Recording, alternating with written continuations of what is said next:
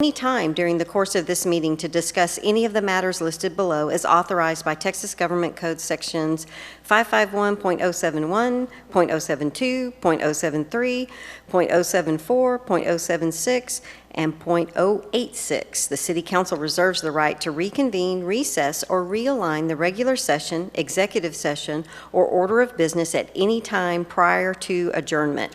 All matters listed below shall be eligible for both discussion and action unless otherwise specifically noted. It is 6:31. We have a quorum here in council chambers. Councilmember Jackson is joining us virtually, and Councilmember Peterson is not able to be with us tonight, but I am calling this meeting to order.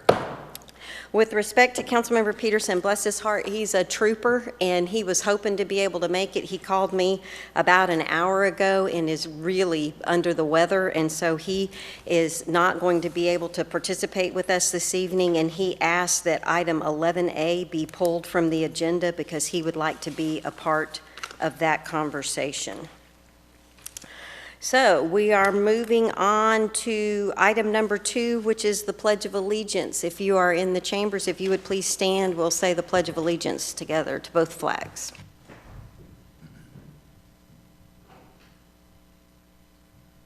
I pledge allegiance to the flag of the United States of America and to the republic for which it stands, one nation, under God, indivisible, with liberty and justice for all. Honor the Texas flag. I pledge allegiance to thee, Texas, one state, under God, one indivisible. Mayor Pro Tem Nelson has agreed to do our invocation tonight. If you please remain standing in chambers. Mayor Pro Tem Nelson. Let us pray. Heavenly Father, thank you for this day. Thank you for this life. Thank you for this time and place in putting us here to be able to deliberate on matters of vital importance to this community. Bless this body as it deliberates tonight, and bless the staff that carries out the mandates that this council places upon them. Again, bless this meeting. We pray in Jesus' name. Amen. Thank you very much, Mayor Pro Tem Nelson. You may all be seated. We're on the top of page 2, and we have Judge Dugan has joined us virtually.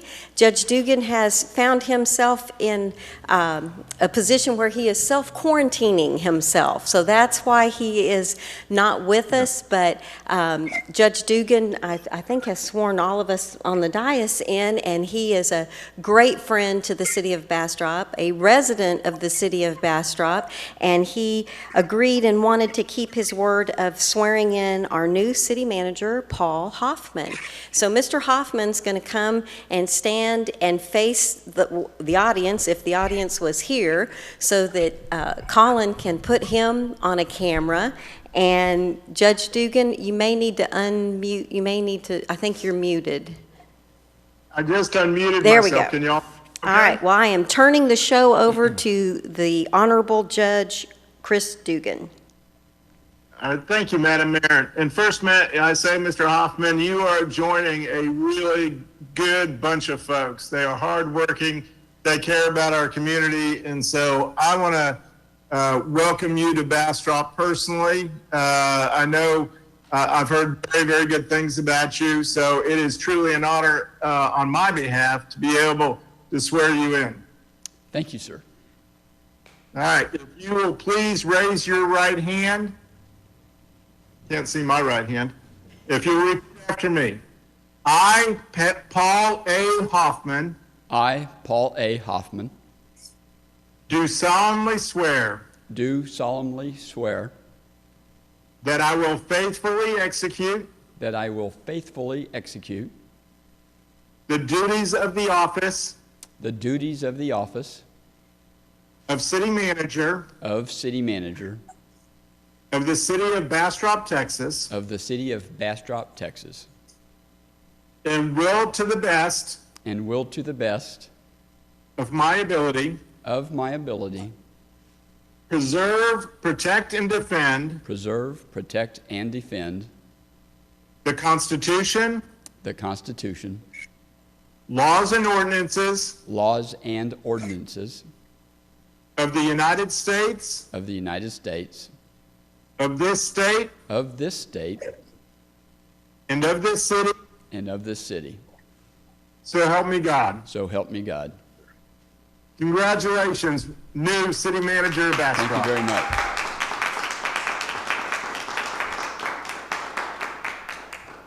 Thank you very much. Appreciate that. Yes, sir. Thank you, Judge Dugan, and thank you for the virtual world that we live in. We appreciate your extra efforts, and Council, I dropped off the documents that Judge Dugan needs to sign, and no one, and I'm wanting to especially look at our city attorney, no one is surprised that Judge Dugan said, well, I'll be signing this that I've sworn him in after I swear him in. So he will be signing the documents now. I'll get them picked up from him in the morning for Paul to be able to sign. So we're thrilled to have you on board. Congratulations, and looking forward to working with you. Thank you so much, Judge Dugan. I really appreciate it, and I hope that things go well for you this week. Thank you very much. All right, congratulations again, Mr. Hoffman. All right, we are moving on to presentations, and the first item is the mayor's report. I have just a couple of quick things. One thing before we get to the bulk of my mayor's report, and that is, you know that when I get emails that say nice things about people, I just can't wait to share them with you guys.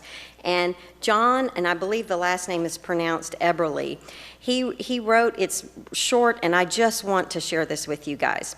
This is John Eberly. We have lived in Bastrop for 32 plus years, and I must say how pleased I have been with one of your employees. This lady has gone above and beyond to help an almost 70-year-old man that can't make heads or tails of the city's online process for online permits.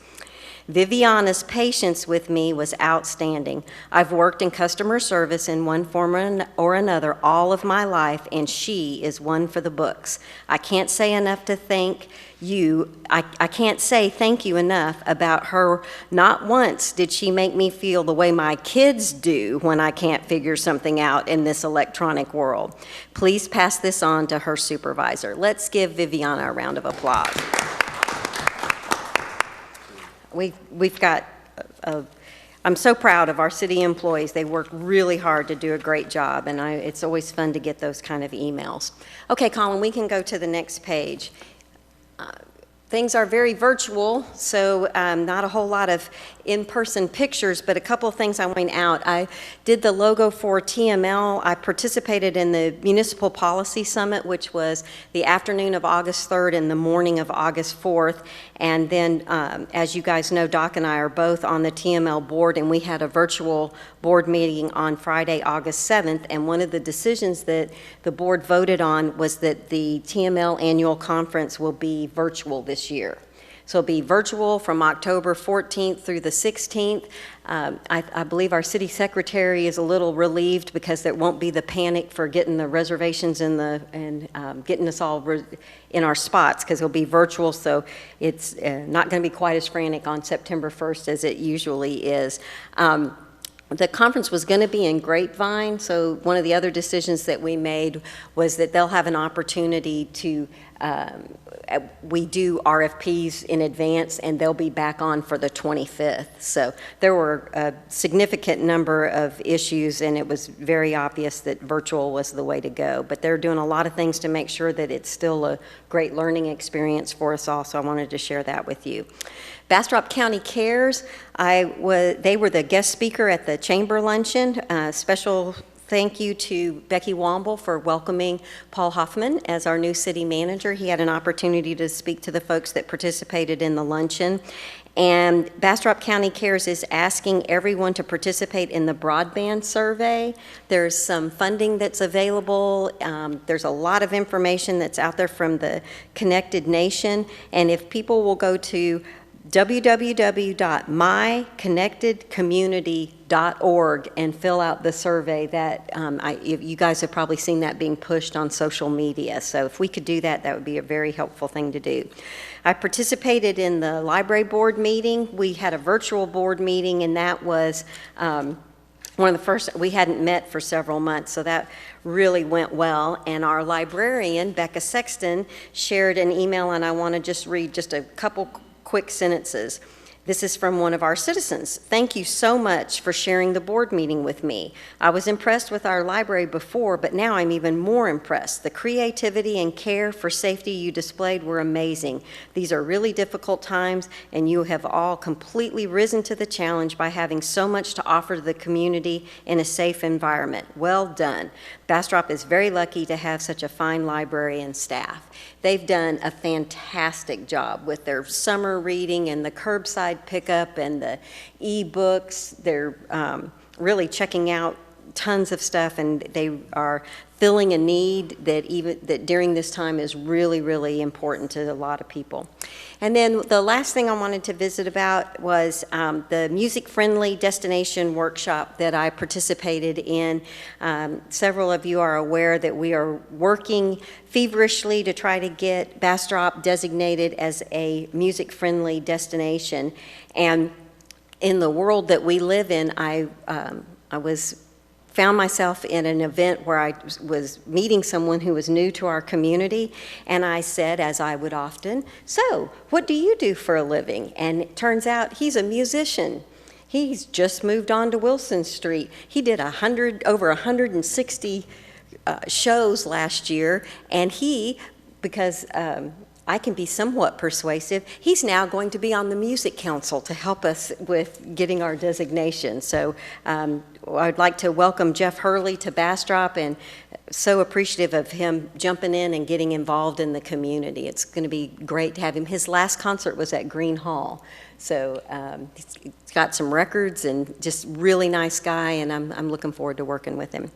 So if we flip over to the next page, it's council reminding you that on Thursday we will be back in this room for a joint meeting with our Visit Bastrop board, our annual meeting required by their contract. I have a BDC board meeting on Monday. We've got 2 budget workshops scheduled next week, and today you received the calendar entry from the city secretary on the board and commission applicant interviews. We think we can get them done in one day, and she'll be sending us a schedule, but that will be on August 24th. And I think that's all, right, Colin? There we go. All right, so moving on, I'll start on my far right. Councilmember Ennis, do you have anything you'd like to share? Ma'am, since BAIPP did not meet this month, I will be attending the HLC meeting next week, so I'll have some things to update the council and our staff and the public the next time we meet. Excellent. Mayor Pro Tem Nelson? Nothing for tonight. I will be attending virtually our executive committee of CAPCOG tomorrow, and hopefully I'll have something to report out to council at the next meeting. Excellent. Councilmember Rogers?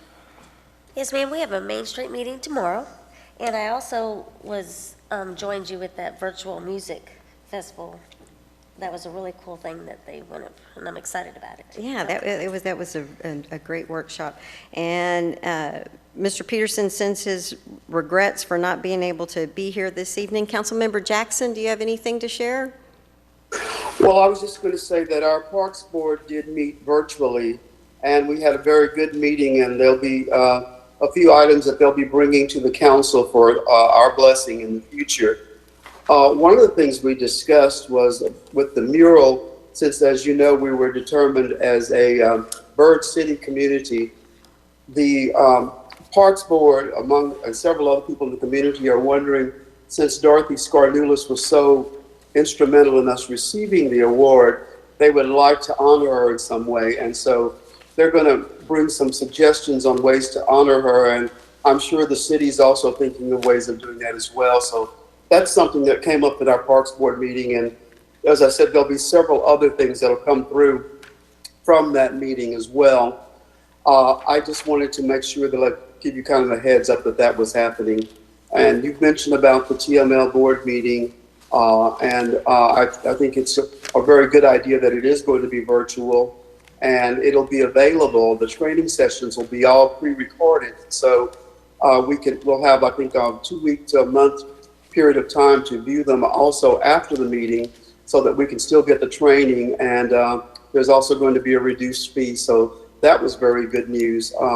That's all that I have right now, and I'm just excited about the fact that we're doing a lot of great things in town. There were some issues and some items that happened in town that I've talked to Mr. Hoffman about, and I don't know if he's going to mention it in his city manager's report or not, but everything is going well, and I'm pleased that the city is continuing to work and operate effectively. Thank you, Councilmember Jackson. With that, we'll be moving on to 5C, City Manager's Report. Mr. Hoffman. Thank you, Mayor. Do we go to the next slide? I don't think your mic's on. Oh. Maybe it's on. You may just need to get closer. We're not picking you How's up. that? That's better? way better. Okay, great. So I wanted to share some thank yous as well, Mayor, and thank you for covering what you covered as it regards city employees. And thank you again to Judge Dugan. I noticed how short he kept those phrases that I needed to repeat. I appreciated that very much. I want to thank, as he did, members of the city team, and acknowledge as he did what a great team it is. I thought coming in, I was coming into a really good situation in that regard, and there's been nothing to steer me off of that opinion since I've been here. Trey Job in particular has taken a great deal of time to explain to me through the history of the issues we're working on now and some of the background behind them. And as I've said to others before, he's always careful to give me really good information without leading me to any particular conclusions, and I appreciate that very much. We'll present the budget formally later this evening, and of course Trey's work and Tracy's work on that has been really solid in my opinion, and I'll spend more time on that in a few moments. These last few months have been a strange time for every community in the country, actually, and knocked us all off of our routine schedules for strategic planning and working through all of the issues that go into developing a good and responsive budget. But I think with council's help, had a couple of workshops. I think the department directors here, and under Trey and Tracy's leadership, I think we've got a really good product that I've tried to dive into a bit over the last few days, but really pleased about all that. Have had a couple of opportunities to meet with the department directors as a team since I've been here. I really appreciate their orientation for me. I will express just a smidge of a disappointment that I have not had a chance to get to all the facilities and meet all of the employees that I wanted to meet by now. My excuse is where we are in the budget process and the extent to which I needed to focus on that these last few days.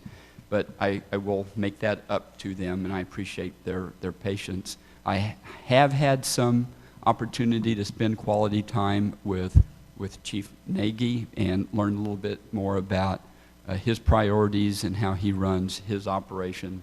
And Chief Rosales, real impressed with their sincerity and their humble public service approach to what it is they're doing.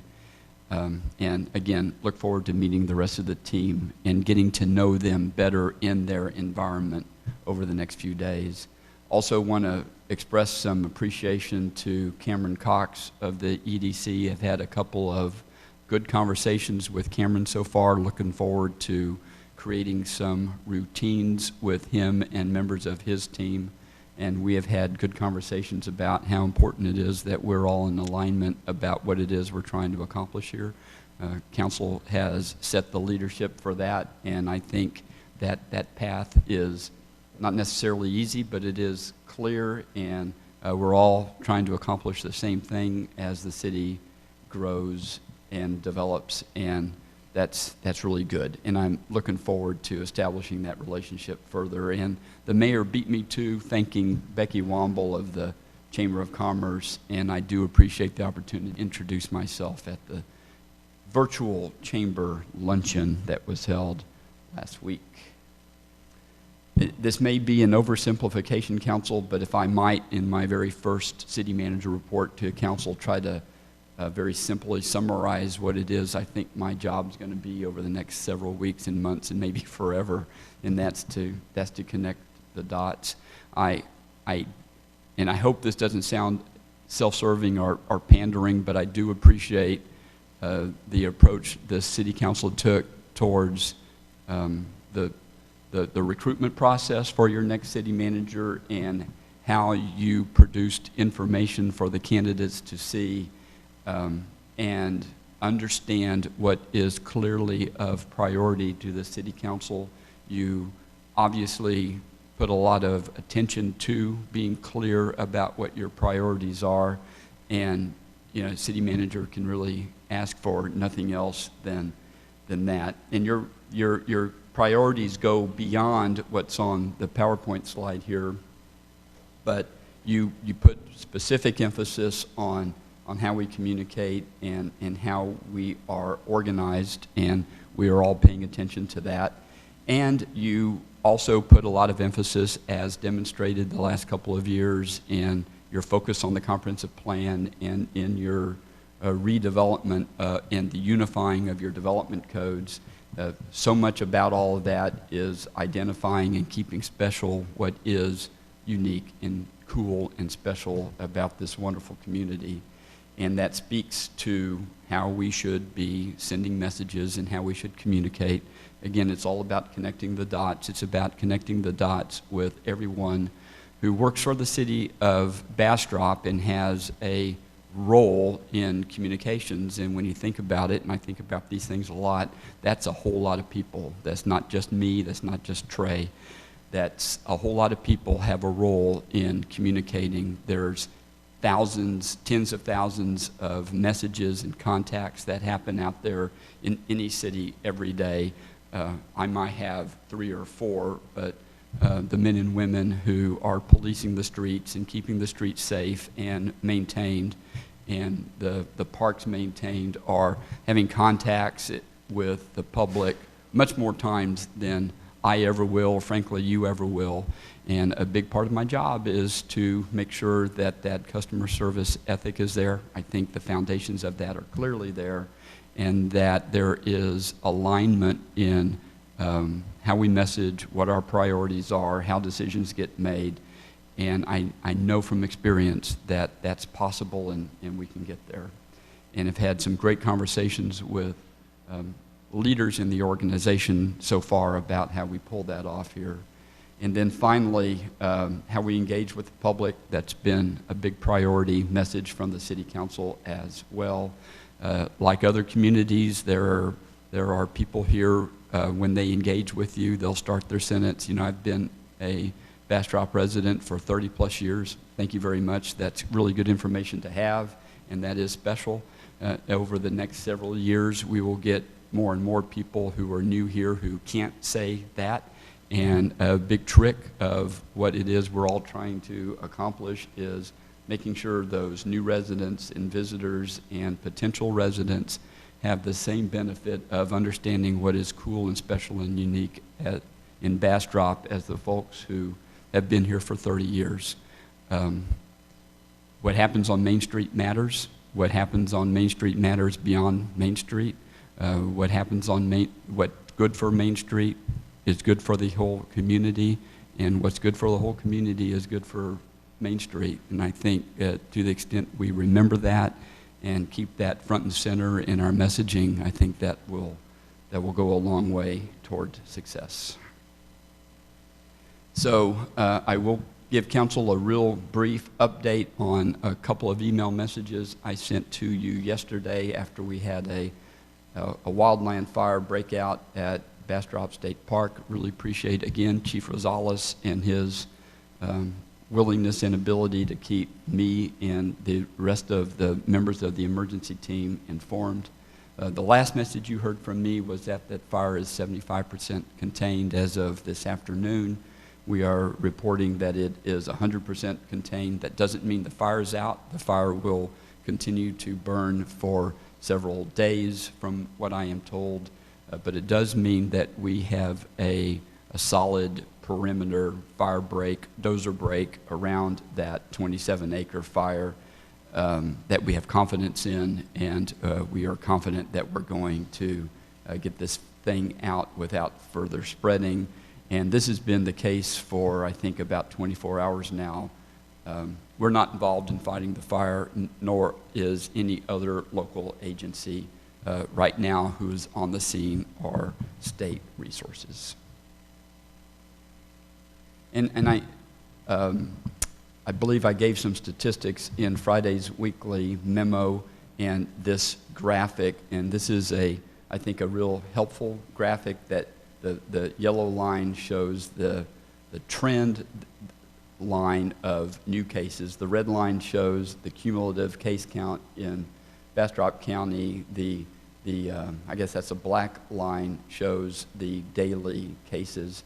And you can tell that the news seems to be pretty positive. I will qualify that a bit because I understand that there are some issues at the county level with the portal that people go through in order to get tested, that there's been some issues there. And so to the extent that the new case count is a function of testing, and of course we all know it is, for the last several hours, apparently people have had difficulty getting tested. So that might affect the case count moving forward. But other than that, again, we can hope that that positive trend line continues. And council, that completes my report. Thank you. Thank you very much, Mr. Hoffman. Let's see, we will be...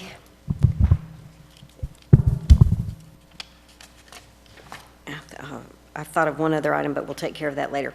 Okay, we're on item 5D, receive presentations from Bastrop County Historical Society Visitor Center and Museum, Bastrop Opera House, and Lost Pines Art Center, and YMCA, all requesting to contract for fiscal year 21 funding.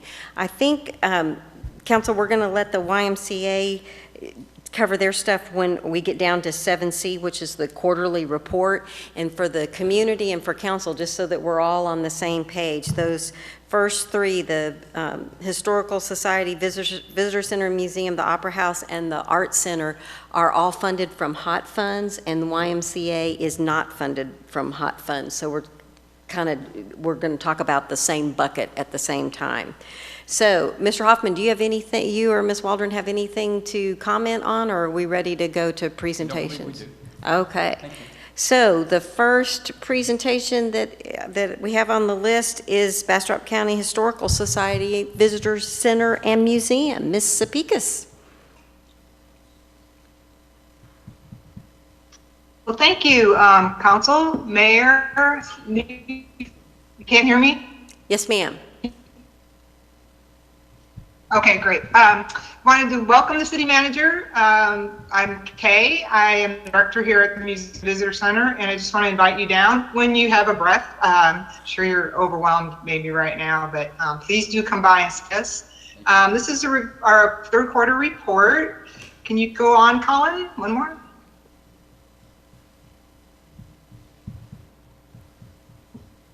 Okay, we start with the Visitor Center next. So we have a new look and feel. Gloria has taken great strides in ensuring that every guest is safe and taken care of well. So we have numerous sanitation stations, and of course we are requiring masks and do provide them for individuals that don't have them. So it's going very well. Continue on. Next.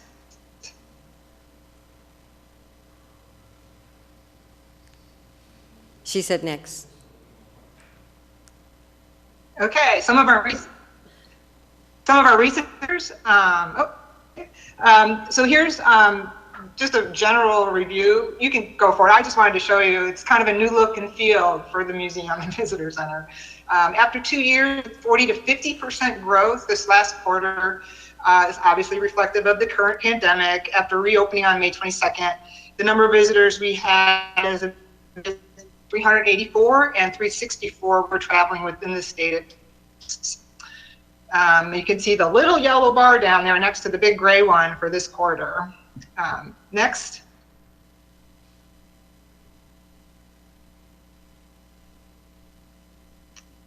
So our volunteers, many have decided not to return. We do have an older demographic for staff and volunteers who are in the higher risk categories. And so we've only had a limited number of volunteer hours in the visitor center, but it did have a value and appreciate it all.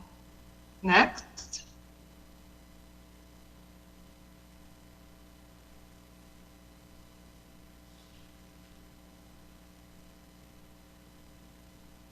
Okay, then we also receive funding for the preservation and promotion side of what we do.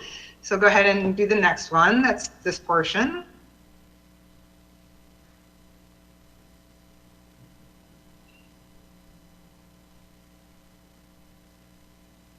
So our April quarterly meeting, we have them obviously quarterly. We did have to cancel April and we did cancel July as well. But we are looking forward to future ones as soon as possible. Next.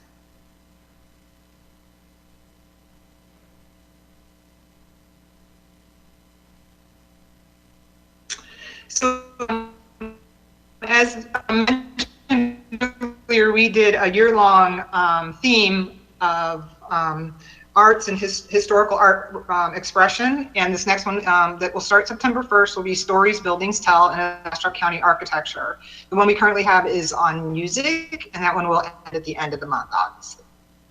Next.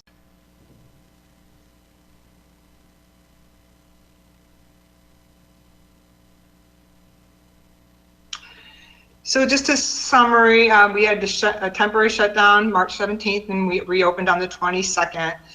At the time I wrote this, we were open Thursday, Friday, Saturday, 12 to 5, and Sunday, 12 to 4. We are currently open Thursday, Friday, and Saturday. We're starting tomorrow at 11, Thursday at 11, and then Sunday we'll be open 12 to 4. We're also opening Monday next week from 11 to 5. You saw the numbers earlier. Volunteers are hesitant to return. We have 219 new acquisitions, even despite the pandemic, and 26 research requests. Next.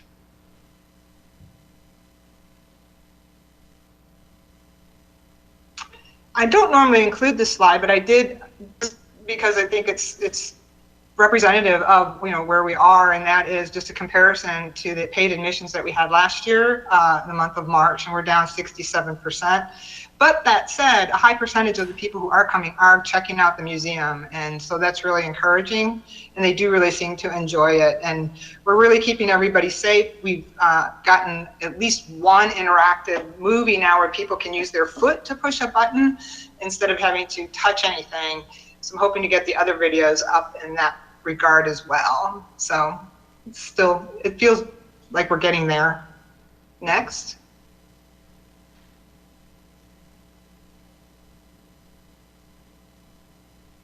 I can't read it. There you go. So there's the summary again. The second point, we have canceled the Holiday Homes Tour and the Rendezvous Gala, and our budget request does reflect that for next year. Our preservation efforts are still going strong. We're working on the next special exhibit. We also have created a virtual tour of Main Street. Next. So looking ahead, we have started a podcast series called Uniquely Bastrop, Stories About Our Town. It'll start next week on Thursday. It'll be a lunch series with a 10-minute Q&A. Right now, Ken Kesslis will be doing the first few probably, and our hope is to have others join in. We've also extended our hours when we're safe We're also doing a 4-minute fun fact video series, and that is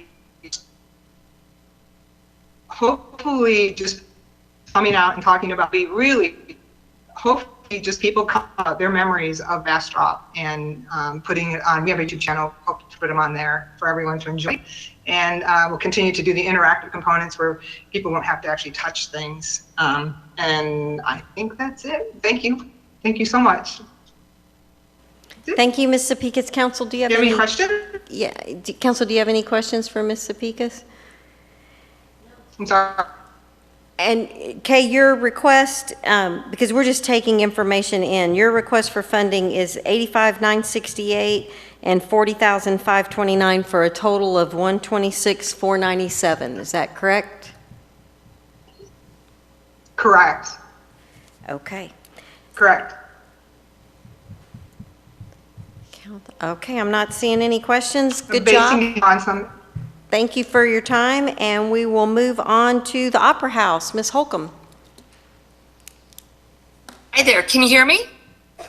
Yes, ma'am. Okay, great. Okay, so while we went dark beginning of March, we have not just been sitting idle. We have been actually very busy trying to take care of some things that really needed to be taken care of. In this first slide, you can see some work going on at the Opera House. If you'd been there lately, you would have noticed that in the theater, the wall on the left was starting to bubble and have some serious issues. So we had some folks come in, a crew come in, and they completely repaired that wall. And you can see the picture, you can see them working on it. You can see the picture on the right where it looks brand new and it looks fantastic. Next.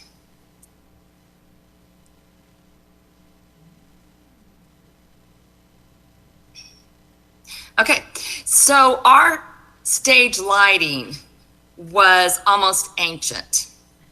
And we were constantly worried as to when it might go out on us. At times it would even flicker during shows. So we talked to Midnight Lighting out of Cedar Creek, and they were able to come out and work with us, and they knew that we were a nonprofit. They knew that, you know, we had very small budget, so they really worked with us to get us brand new, up-to-date lighting. And it is amazing. It just does all sorts of things. And so you can see there, in that slide, their crew was out updating our lighting. Next. Okay.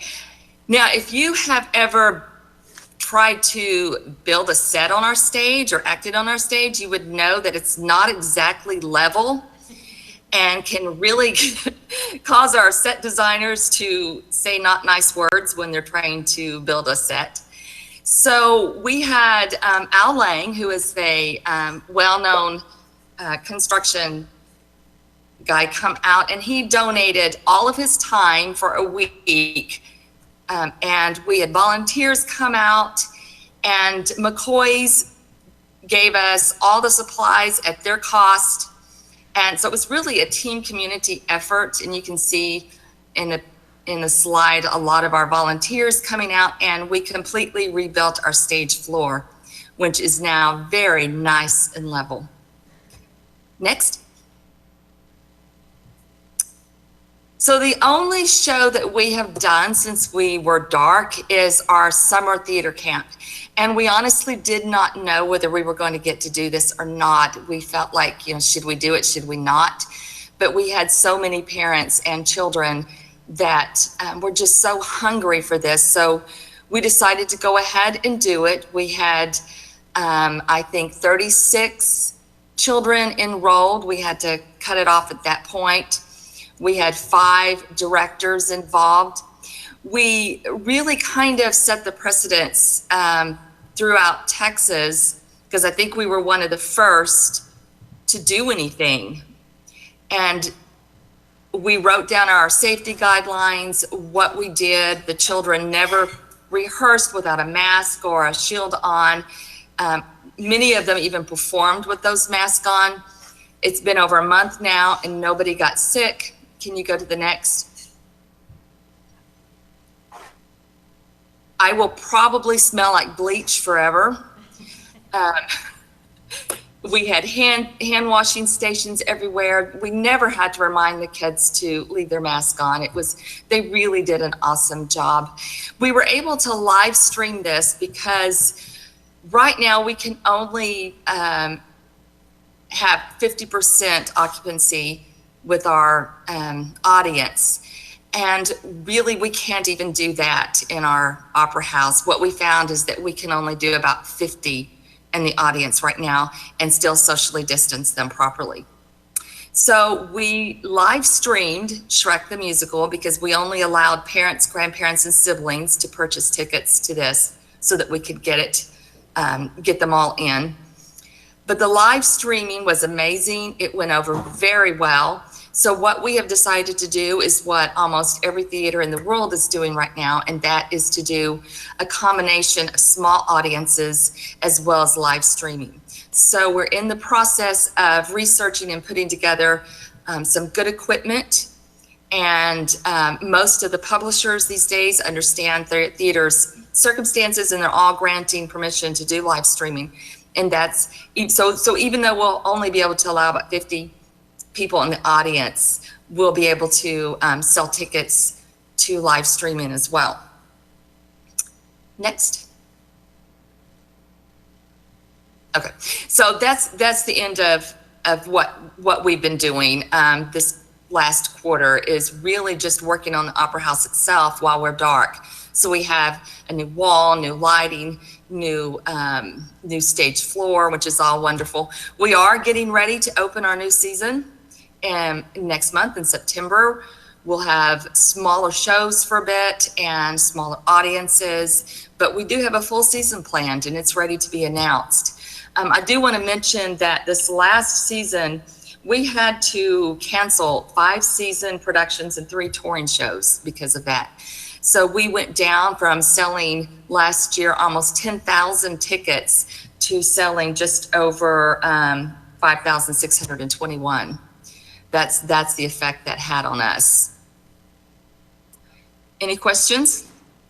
Thank you so much, Ms. Holcomb. What a fantastic way to turn lemons into lemonade, and just another example of Bastrop coming together. It's great that you were able to get folks to donate time and materials, and it reminds me what Mr. Job did with putting double crews on Main Street to try to get things done. There's a time to really get all of that done, and I'm really looking forward to seeing another production at the Opera House. I've walked on that stage and it was not flat.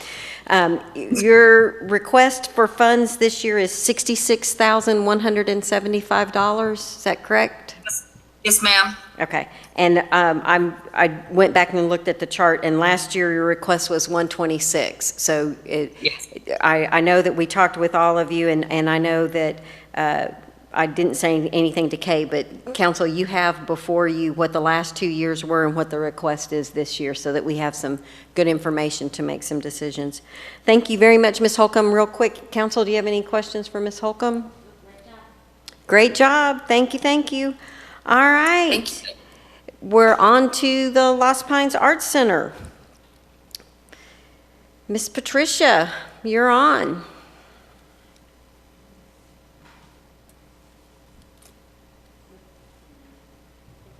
I think she's looking for the unmute.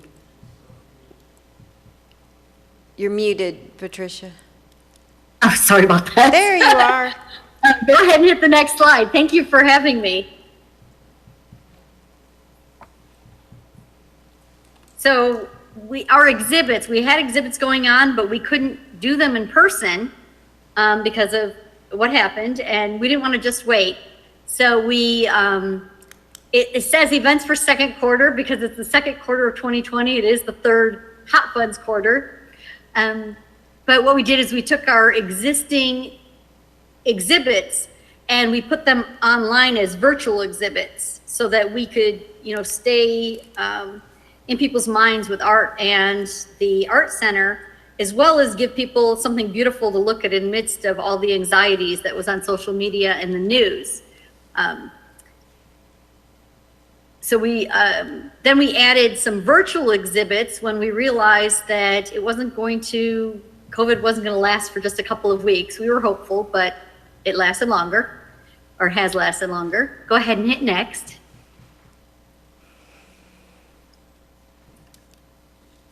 So what we've done is we created these virtual shows and opportunities for the artists and the small shops.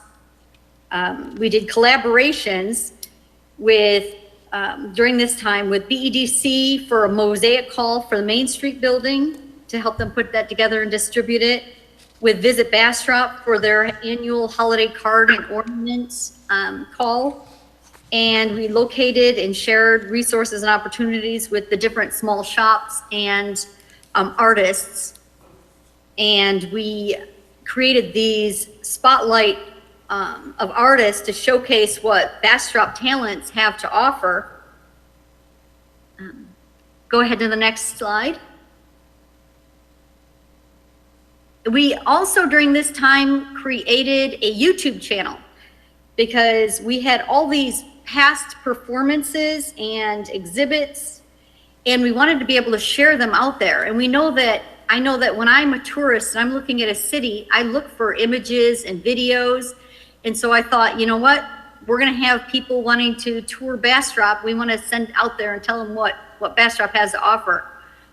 We also offered to do a video production of the installation of that bird mural with Bird City and Art in Public Places so that we could put that on our YouTube channel.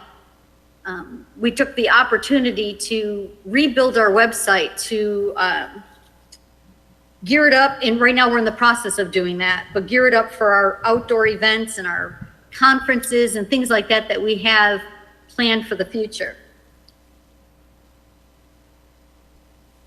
So we're taking it one day at a time. We're looking ahead with new programs that we're excited about.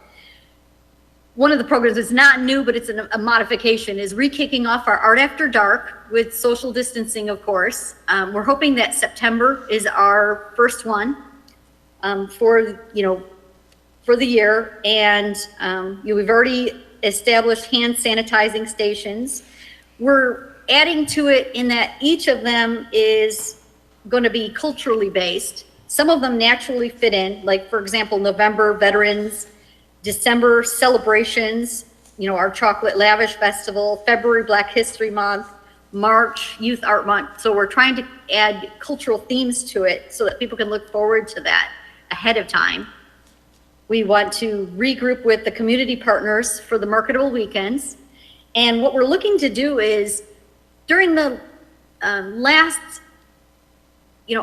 September through 6 months before we were shut down, we had 24 events. Some of them were coinciding on the same day, but we're looking to kind of focus more large, marketable, pre-plannable tourism and community events. Like, we're looking at doing a fall winter festival because many of the big cities, with their regulations and wanting to reduce traffic, they're not doing them as much, but we find that artists, consumers, and tourists really want that. We want the traffic and tourists.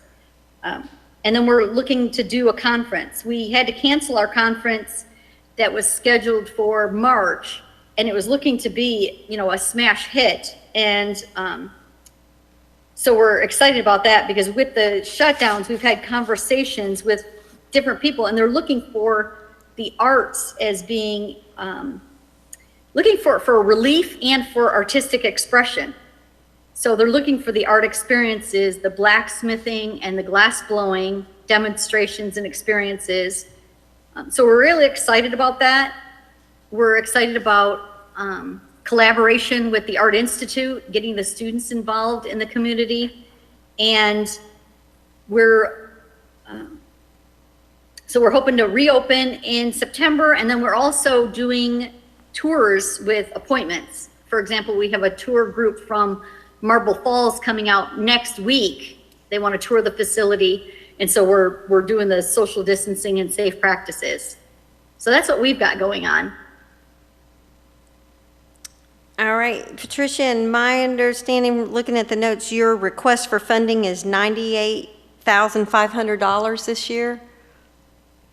Yes, it is, and it's a reduced amount from what we would have normally asked if COVID hadn't hit. But the funding that you got last year was 85. Right, but last year our funding, we had requested, I believe, 140 last year. And so since it was our first year of funding request, I'm assuming that's why it was reduced, so that we can show what we can accomplish for the community. Mayor Pro Tem Nelson? Did not the Art Institute begin occupying a portion of your facility? I'm sorry. Did not the Art Institute begin occupying a portion of your facility? They have, starting in July, yes. So would that not have an impact on your facility cost, or is that figured into to this request, this budget request? That is figured in because they do have some funding that they're giving us that's covering, because we did have leases prior. We had several shops that were in existence, and those shops left, and then the Art Institute became one tenant instead of the 7 tenants that we had. So, they are covering some more expenses than the previous tenants did. Okay, thank you. Council, any other questions? Yes, ma'am. Actually, my question is for Tracy. I noticed that the Visitor Center submitted a little bit more of a detail of their budget that they're submitting, and they were the only ones that really gave that detailed budget. Is it not required?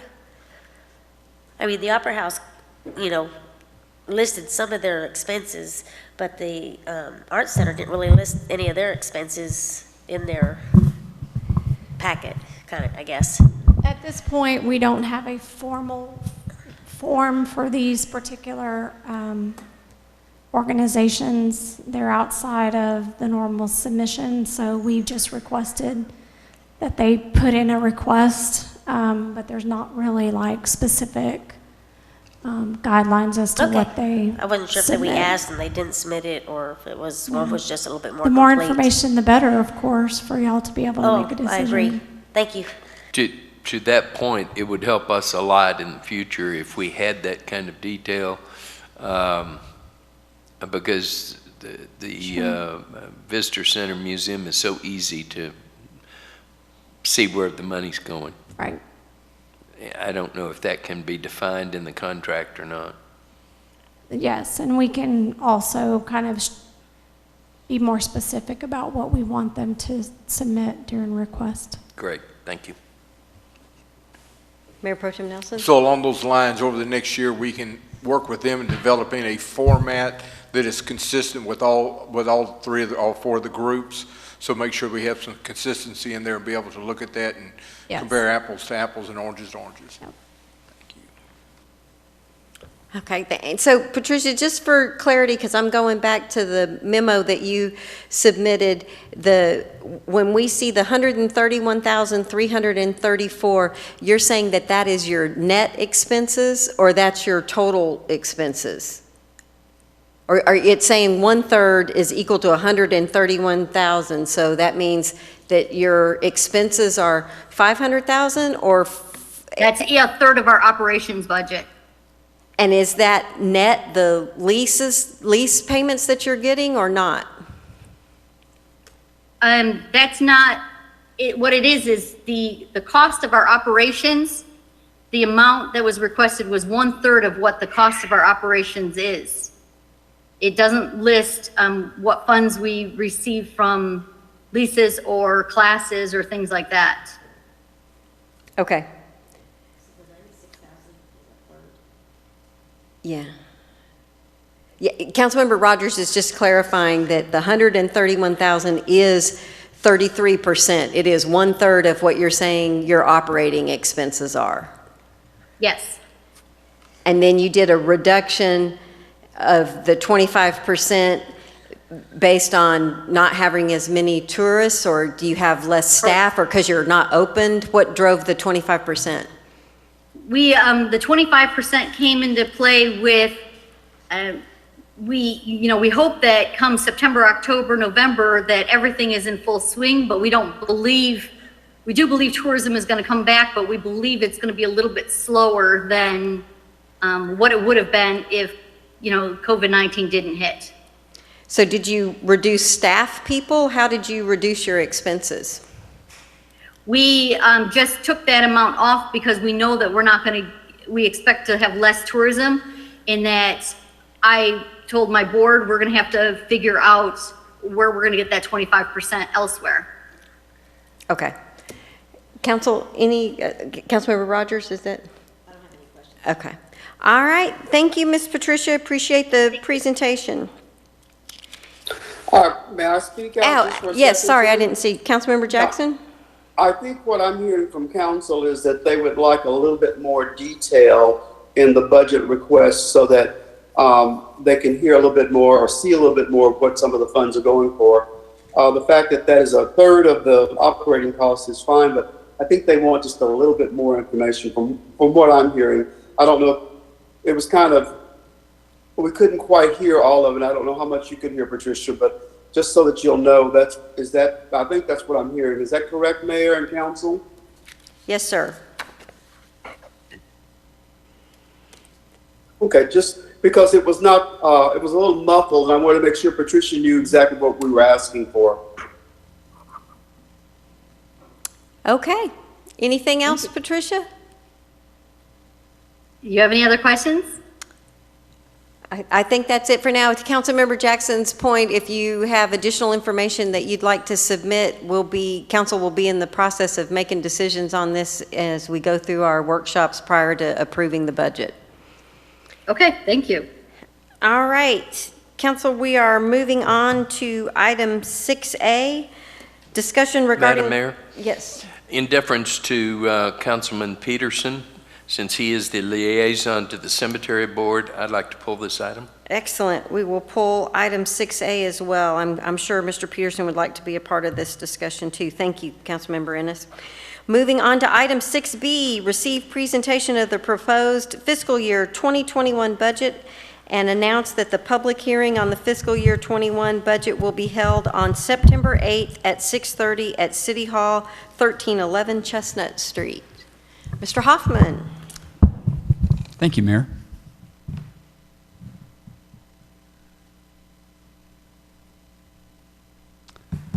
So what I am going to concentrate on this evening is I'm going to concentrate on the differences between what council saw in the July 30th council workshop presentation from Mr. Job. I think Mr. Job did a really nice job of presenting the budget, as he also presented some of the assumptions behind the revenue projections. And I know Tracy answered some questions in that regard as well. And so given the volume of information that's in the budget document, and I think the completeness of that presentation on July 30th, I'm not going to take a lot of time being repetitive. I will cover a couple of things again, though, and one of those is this emphasis on following council budget priorities. There was an April 28th budget workshop where essentially what the staff did was confirm council's budget-related priorities. And again, Trey did a nice job of going over this in some detail on July the 30th. The screen is a summary of those priority topics, and I'll briefly recap it. The street maintenance is obviously a council budget priority. This budget, and there's no change here in terms of what the new city manager is doing. This budget includes a little over $1 million transfer from a certificate of obligation sale that happened in 2018. Those funds will be targeted for some specific locations throughout town, but maybe more generally and importantly will fund year 3 of our street maintenance program and take care of some crack sealing needs throughout the community. Also presented by Trey on July 30th is a recommendation for a limited tax note issuance as part of this budget, and that will address some ongoing and deferred building maintenance needs and will also fund some needed and also deferred equipment replacements, which will also aid in the street maintenance effort. I think council is aware of the plans that Chief Rosales has put together to shift from part-time fire staff to full-time paid staff. This budget accommodates that. We're still not sure of the status of our SAFER grant, and depending on that SAFER grant, this budget will accommodate either 6 positions or 10 positions. At 6 positions, interestingly, our FTE, our full-time equivalent count, actually goes down. And the cost increment isn't that significant because, as council knows, we've been funding paid staff, but not full-time paid staff. And with the full-time paid staff comes the requirement for the city to pay for benefits as well. Unfortunately, this budget does not include any enhanced park maintenance. I think Trey covered that on July the 30th. That doesn't mean we're completely neglecting our parks. Our operating funds do cover maintenance as it regards keeping the grass mowed and some minor other maintenance issues. But in terms of what happens with our playscapes, this budget does not fund any playscape, playground replacement. I mentioned building maintenance earlier, and this budget also does not include any new appropriations for streetscapes. Council, we do have a streetscape concept. I know council is familiar with that, and I think the next step for the staff there is to incorporate that into our capital plan and bring that to council at a future time. But right now the message is that priority is not funded in this budget, and that was the case on July the 30th as well. Another slide that's labeled what it is we're trying to accomplish, and during my city manager report, I made a few brief comments about council priorities. Here I'll add the bullet point about fiscal responsibility as well. And here's where I'll dive into some of the differences, some of the alterations I've made to the proposed budget from what council saw on July the 30th. I am not recommending the creation of a community relations director position or the organization of a community relations department. I fully understand the logic behind those recommendations and the objectives there. The hospitality, Main Street, and communication functions can be a bit disjointed, and there does need to be an effort to bring all of that back in, to connect the dots, if I can repeat that phrase again. What I would like to attempt to do, and I feel good about our ability to pull this off, rather than create yet another position in the budget, and rather than fund that position, what we're going to do is create an internal team that is charged with the responsibility of developing and then implementing a communication strategy, a strategy that ensures that we're effectively communicating with all elements and aspects of the city team and the community, and make sure that we're equally effectively communicating about all functions of the city.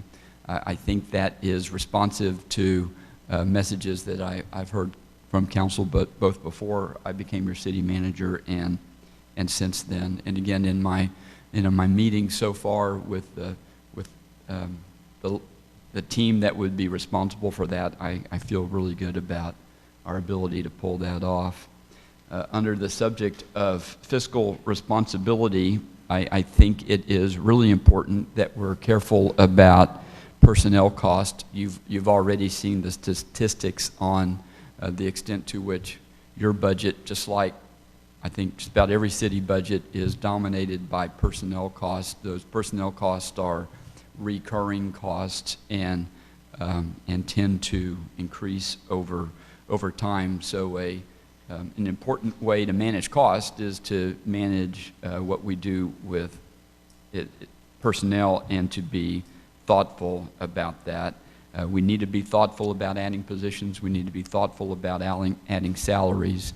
This budget does not include the 2.5% step increase that was in the numbers that were presented to council on July the 30th.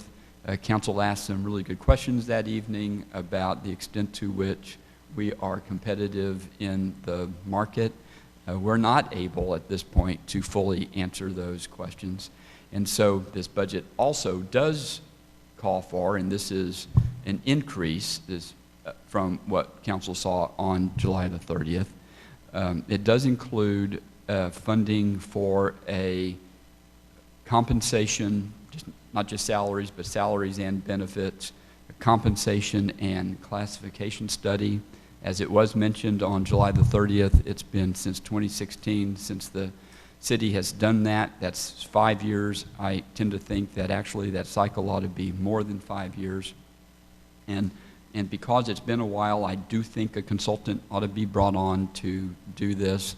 I will say that once we have that foundation, and especially once we get a handle on how we compare with other cities on the benefits package side, I do think we have the in-house resources to keep that study up to date, to keep that baseline up to date. But this budget does include $40,000. $20,000 of that would come from the general fund to catch us up, and also to include a classification study. It's been several years since the city's looked at that.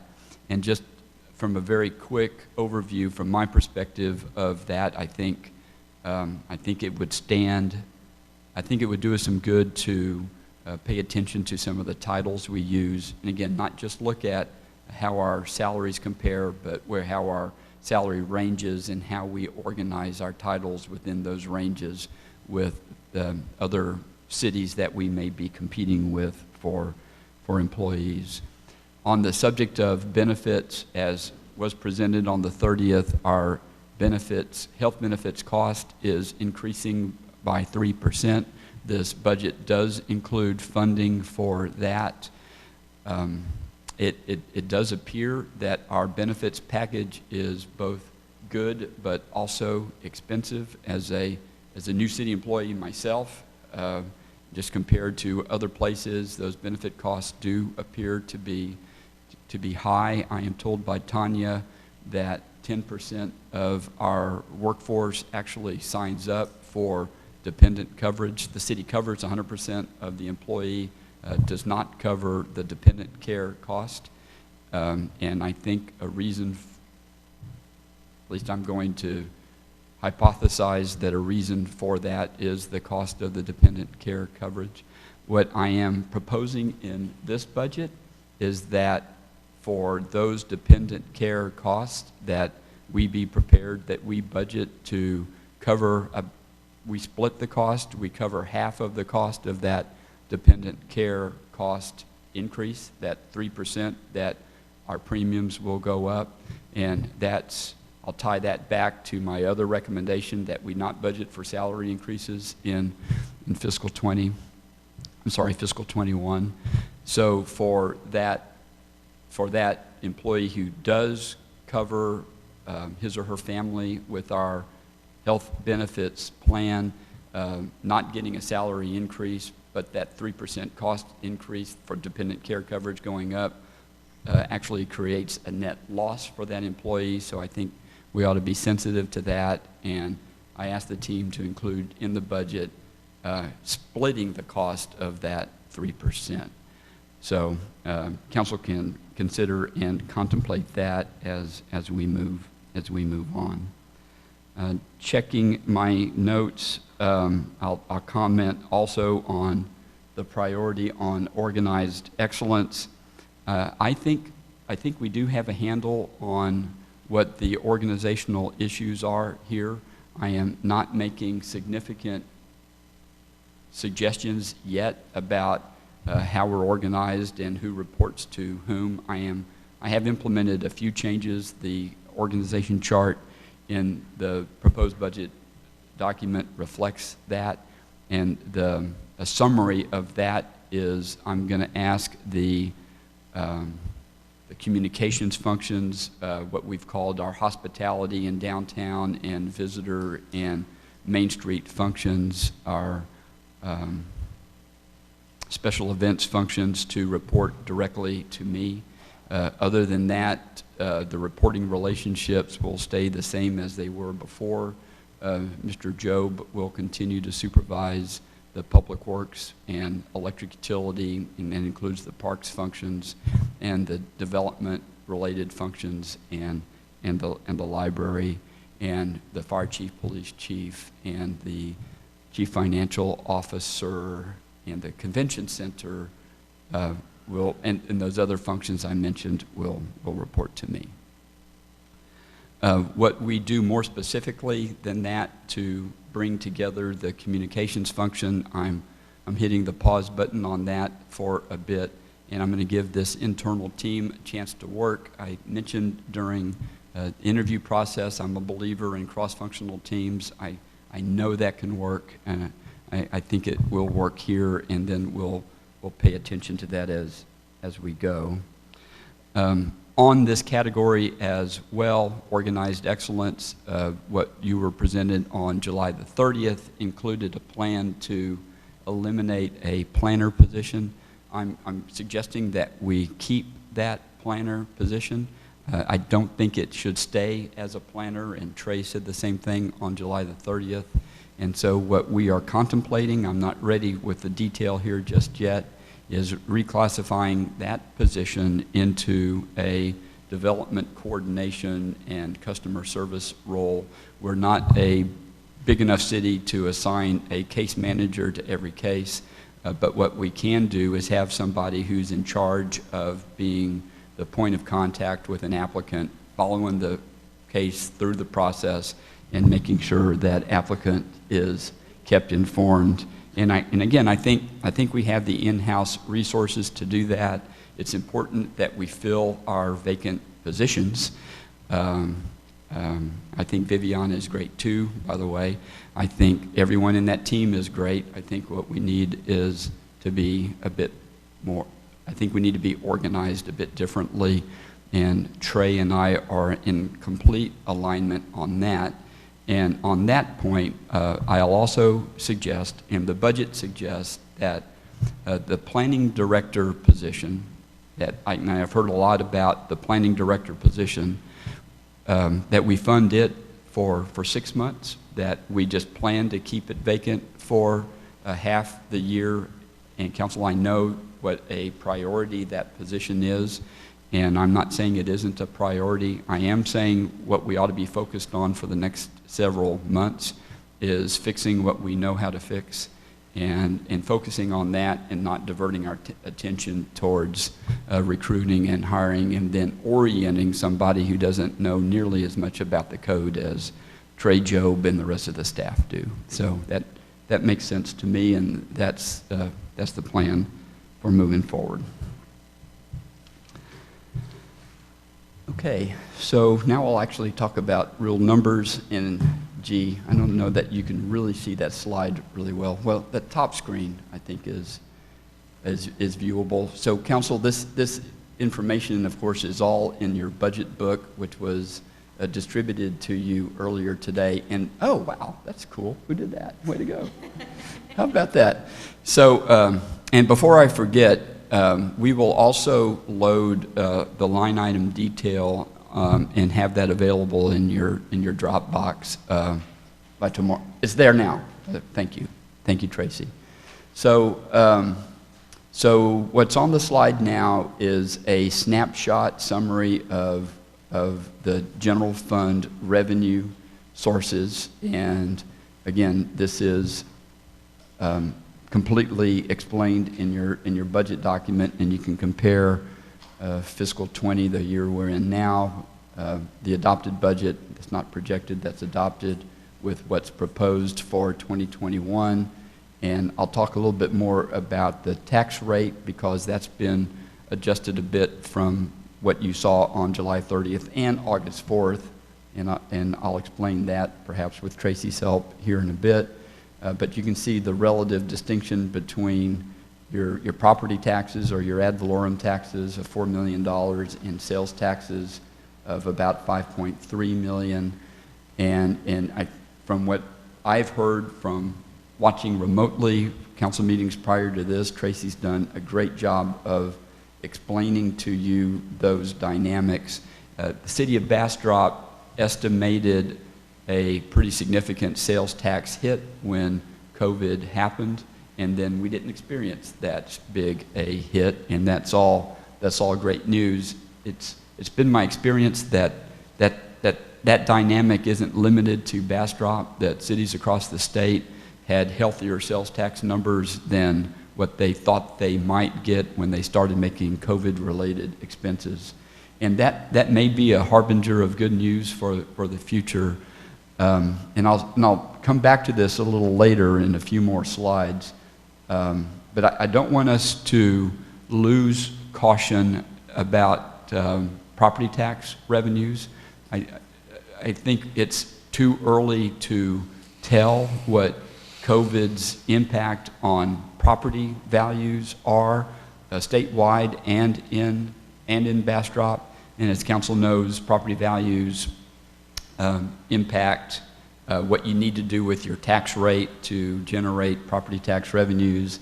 And of course, what happens to your tax rate is of interest to our property tax payers. And so we're going to advise that we continue to stay conservative and cautious in our projections in that regard as well.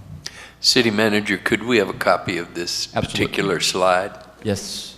It's Where? General fund, under general fund, your tab, general. And we can, so I'm summarizing and repeating what's in the budget document, but Councilmember Ennis will also send you, we can put the PowerPoint slides in Dropbox as well. That's it. That's it.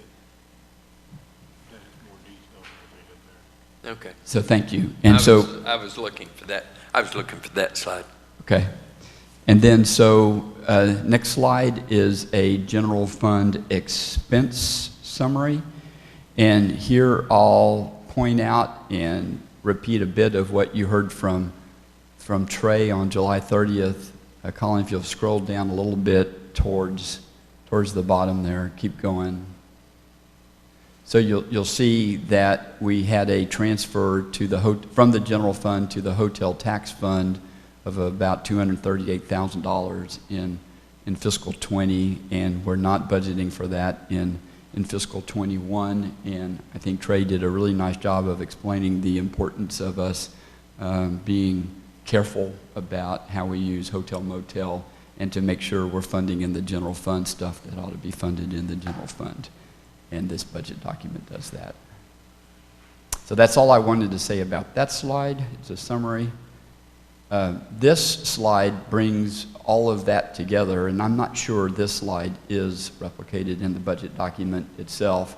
Again, it is kind of a summary, and that's on purpose.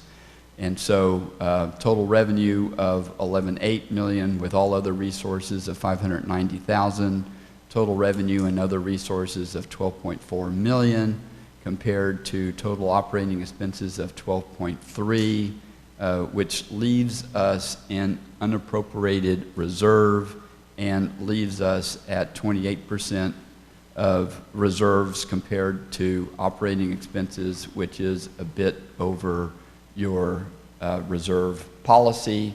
And I think that I'll circle back to the point I made earlier about being conservative here in our projections and being mindful that we're really not sure how COVID will impact sales tax and property values moving into the future. So that $138,000, according to this budget, is unappropriated, which means we can't touch it until council appropriates it.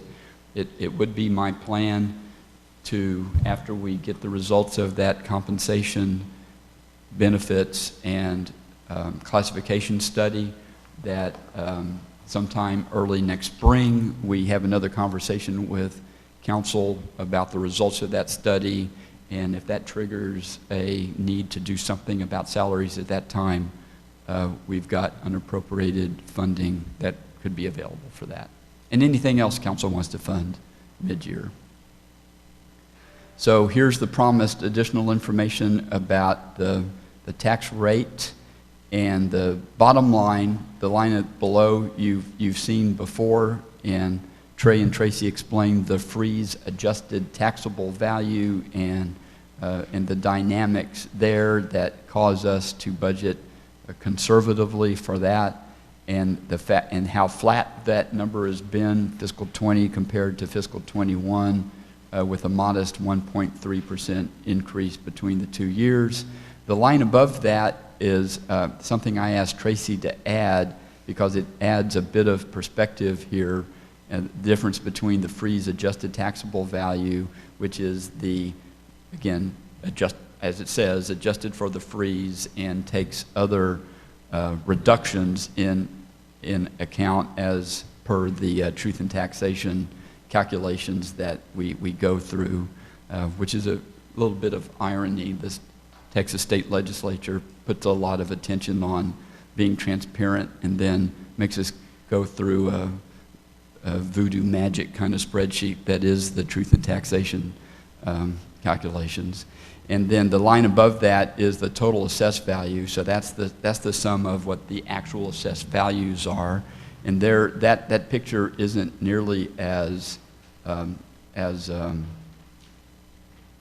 dark, if you will. That actually saw a 2.7% increase from year to year. So property values did, across the board, increase.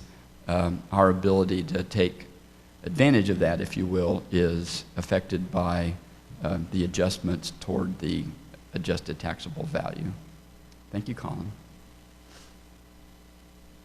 And so you've seen this summary before, but I'll use this slide to explain an adjustment to the recommended tax rate that is different from the numbers you guys saw on August the 4th.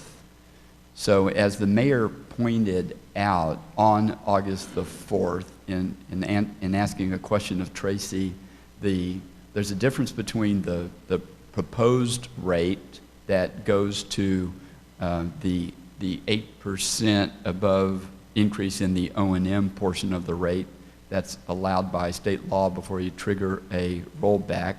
That's the amount that the council established for purposes of publishing the September 8th public hearing. That's that total rate of 0.5961 that's in gray shade under the proposed FY21 rate column. The recommended rate that I'm recommending today is a 3.5% increase over the no new revenue rate. That's a little less than the rate that council saw on August the 4th, and so these numbers represent that new recommended rate. And because I thought it was important to keep the recommended rate, the rate I'm recommending to council, to be at that 3.5% increase cap, so that we're complying with the state law requirements irrespective of the disaster declaration. I hope that made sense. If it didn't, ask me questions and I'll punt those answers over to Tracy. Yes, ma'am. If I'm reading that slide on the 30th, when we spoke with Tracy, originally we were thinking of $33 for 2,000. Okay. And I'm not sure if I can read that slide. Does that say 29? Yes, ma'am. Is what you're thinking? Yes, ma'am. $29 for the average 209,000? That's a $29 increase over the no new revenue rate. Yes, ma'am. Okay, I just wasn't sure I could read it quite right. Yes, ma'am. And so the debt rate or the INS rate remains unchanged. It remains unchanged from what council saw a few weeks ago. It remains unchanged from the current debt rate for the current fiscal year at 0.1949. And so the total recommended rate is 0.5794. And yes, Councilmember Rogers, that would have the effect of a $29 annual tax bill increase on the hypothetical owner of a $209,000 house. So the 3.5 increase only applies to M&O, right? That's state law, right? That's the new. Yes, sir. And the state law part is the truth in taxation legislation calculates those limits on the M&O rate, not the debt rate. Just clarifying. Thank you. Yes, sir. Okay. So I thought it might be helpful to give council a one-page summary, and again, we'll take this slide and the other slides and drop them in your Dropbox folders. So this slide is a big picture summary of what's going on with the hotel tax fund relative to the requests for funding. So all those requests are total $1.13 million. I'm sorry? Yeah, thank you, Connor. And what is recommended in the budget book is a little bit less than that. If we can scroll down, and I think this is helpful context information for council as you're considering what to do with all of this. Based on our projections for this fiscal year, we will end this fiscal year in this fund with a $386,000 balance over the reserve policy. And if you just simply followed council, the staff recommendations for what to do with the hotel motel funding request, that ending balance would grow to $415,000 over the reserve policy. Again, just some context for affordability as you think about all of this. And so we did something similar here for the 4B fund. Here's a snapshot of what's going on with your sales tax fund that is dedicated to economic development. And so you see revenues there, and you'll see expenses there, and our current projected ending balance for the next fiscal year is a little over $4.2 million, which interestingly to me anyways is almost double what the annual operating expenses of the EDC from 4B funds are, right at $2.2 million. Again, the only intent there is to give council some context. So I will then shift to an overview of what happens next here. As the mayor already pointed out, we've got 2 workshops on your calendar for next Tuesday and Wednesday of next week. I'll say a little bit more about budget workshops here in just a bit. Your next regular meeting is on August 25th, and first reading of that PID service, the Hunters Crossing PID service plan, is this evening, and second reading would be scheduled for August the 25th. And then on September the 8th, we will hold the budget public hearing, which we're announcing here, the tax rate public hearing, which is the subject of that notification you guys dealt with on August the 4th. And we will ask council to consider first reading of the budget and first reading of the tax rate ordinance on September 8th, and second and final reading on the 22nd. That is our schedule. And I wanted to take just a moment to give council a bit of an overview of what I will be suggesting, and certainly we can have more discussion about all of this as we move forward. This is a skeleton, if you will, of the very first look at the guts of a budget calendar for next year. There's a lot of detail that would need to be filled in. I mentioned earlier that I think it's a good idea to target the spring, April or May timeframe of 2021 and set aside a good amount of time with the city council in a retreat kind of session. And I know this is similar to what this council's done in the past, and again, COVID knocked us all off the rails a bit. But what I'm used to calling it is a pre-budget planning session. This is where we get caught up on where we are on comprehensive plan implementation. This is where we get caught up on council priorities and give council an opportunity to revisit your priorities. A bit of a new thing to the mix that I've had preliminary conversation with Tracy about is bringing to council a fiscal forecast for your major operating funds, the general fund, your utility funds, and your debt service fund, because there are some interesting things happening in your debt service fund over the next few years. And compare projected expenses and revenues and what that does to the ending balance. The key there is the assumptions behind those expenses and revenues, and to make sure council's comfortable with the assumptions that the staff is making about future expenses and revenues, and to the extent we can get comfortable, that's great direction to Tracy and me for building the FY22 budget. And once council sets those affordability parameters by establishing consensus on those assumptions. And again, as I mentioned before, we can overview council at that session, or maybe a separate session on the results of our compensation study. That's a good time to get an overview on where we are with the capital plan and the proposed capital plan. And that's all a big discussion where we're careful to make sure we're linking things together. And when that works well, I leave that workshop with a sense of clear council consensus on the direction moving forward.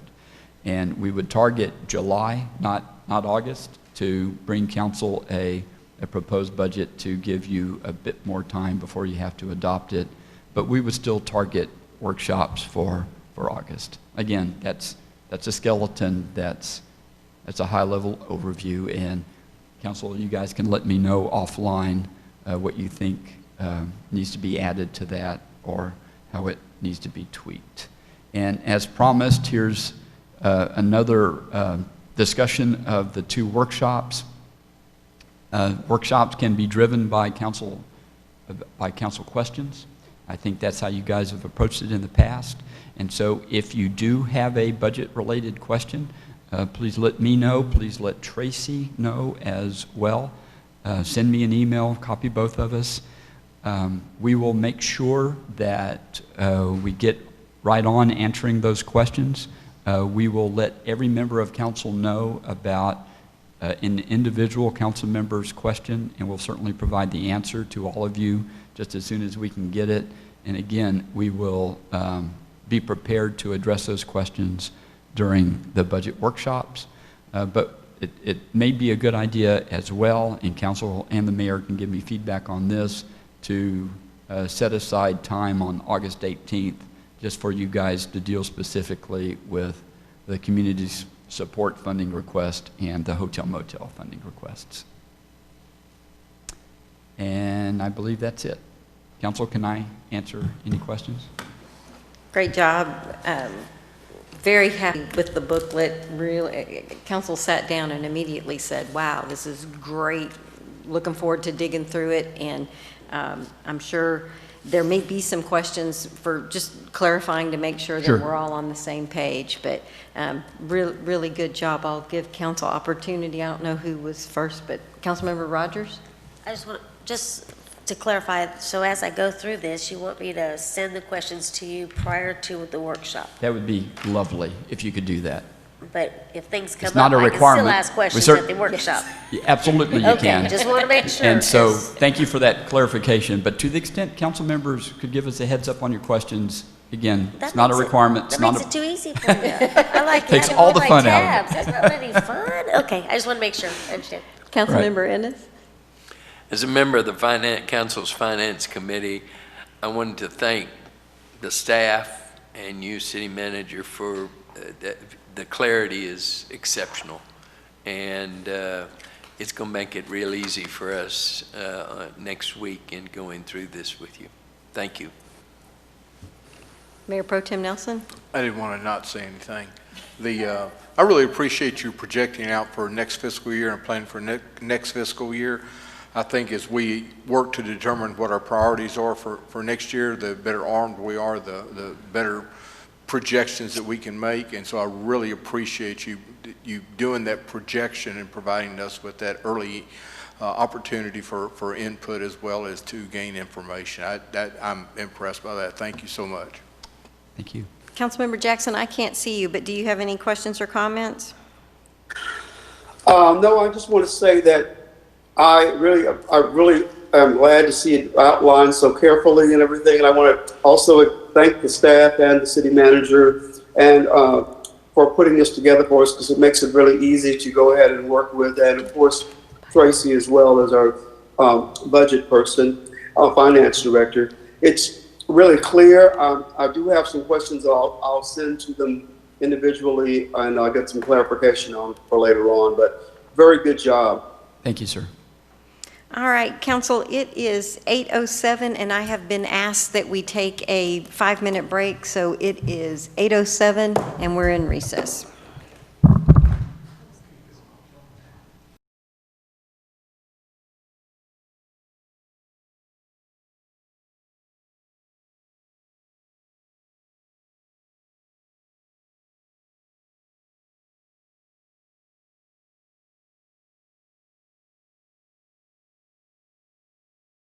Session, and we are at item 6C, receive presentation from the Half Associates Incorporated for the engineering design of Gills Branch Drainage Mitigation Project. I'm very excited about this. Mr. Job. Thank you, Mayor and Council. Ooh, that is loud. Sorry. Tonight we have Paul Morales. If you remember, we workshopped this sometime last year. These plans, we plan to have another workshop here in August with the public. We're a little restricted on that right now, so we'll work on a virtual option later. But we have a 30% set of plans, and Mr. Paul Morales just wants to share and give you an update of where we're at. With that, I'll let him get started. Mr. Morales, good evening. Good evening. Can you hear me? Yes. All right, perfect. Okay, Mayor, Council, my name is Paul Morales. I am a Senior Project Manager for Half Associates, and if you can go to that first slide. What I will be presenting today is a project status of the Gills Branch flood mitigation. We're at 30% engineer and design plans. And so I've been asked to give you all a summary of where we are and where we're headed. The second slide is I want to go over the project objectives to recap what the goals of this project are. If you can you zoom into that upper left-hand corner for me? I noticed you did some zooming before. Okay, all right, so I'll go with it. That upper left-hand corner shows the existing conditions or the existing channel of Gills Branch. As you can see if you look at the left-hand corner or the left-hand side of that cross-section, it's higher in elevation compared to the right side of that cross-section. So the right bank, or in this case, the western bank, is lower, which allows water to flow, overflow outside a Gills Branch, and then eventually flooding the city during a very large storm event. So the goal is to try to capture that flood flow and safely pass it through the city by doing some channel modifications. Can you make that small again? So the image underneath that cross-section indicates what the existing flooding inundation is currently today during a 100-year 24-hour storm event, which includes the Atlas 14 rainfall data. And so the goal is to come up with a solution that will mimic the natural meandering of the creeks and channel benching so that it doesn't look like an engineered project. It's more of a natural project that looks like it's been there for years. So the goal is to come up with the design plans, specifications, construction cost estimate, and obtain environmental permitting to get this project shovel ready for applications to grants or loans in order to fund the construction portion of this project. Next slide. So this slide lists the project status where we are today. The image that you see on the left-hand side is a green and red indication of the properties where we have currently obtained rights of entry. We have a few stragglers. I think there's about 9 properties where we still have to gain rights of entry to get on those properties. But luckily, we've been able to gather the information we've needed just by standing on adjacent properties where we've received rights of entry. So to kind of go through that list there off to the right, we started off with data collection. The entire length of the project from the railroad all the way up to SH 95 is approximately 5,000 linear feet. So it's close to a mile of channel improvements and flood mitigation solutions that we're coming up with here. The design survey has already been completed for the entire length of the project. We do have design level topo completed. There's a few manholes and wastewater lines that we need to gather information for so we can figure out conflicts. So that's still ongoing, but we're pretty much completed as far as the survey is concerned. Property boundary for all impacted and adjacent properties for the extents of the project will have already been identified, and we have those lines already shown in our 30% plans that we've submitted. We've also completed utility evaluation. We've coordinated with all existing dry utilities as well as the wet utilities. Includes telecom, fiber optics, gas lines, water lines, wastewater lines, and we do have quite a bit of overhead electric as well that we need to make sure that we show on our plan. So those have all been identified. The next steps, which I'm going to talk about here in a little bit, will identify the elevations of those utilities to help identify any conflicts. Moving into environmental permitting. We've got 2 different items that we're looking at here. The first is the waters of the U.S., which is, you probably already know, is a 404 USACE permit that needs to be acquired if the project affects a certain threshold of the ordinary high water mark.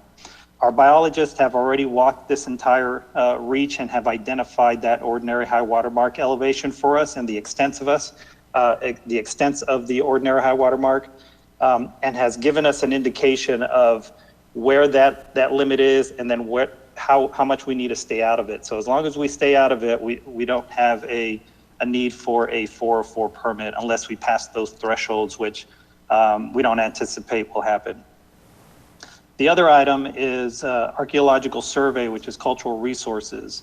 The Texas Historical Commission requires that political subdivisions for any of their projects have to do an archaeological survey, especially with the extensive cut that we're planning to propose for this project, to ensure that if there's any cultural resources, it's been properly identified and documented.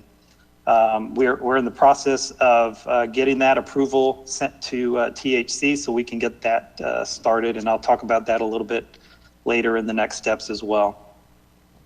The hydraulic model refinement, we've taken it from a very conceptual 2D model and refined it with a lot more information. And I don't have a comparison showing the before and after from conceptual to our 30%, but we've been able to make the cut a little bit less in some cases and a little bit more in other cases to make sure everything works. But we're still moving forward with that model refinement as we move forward into the 75 and 100% design submittals in the next few months.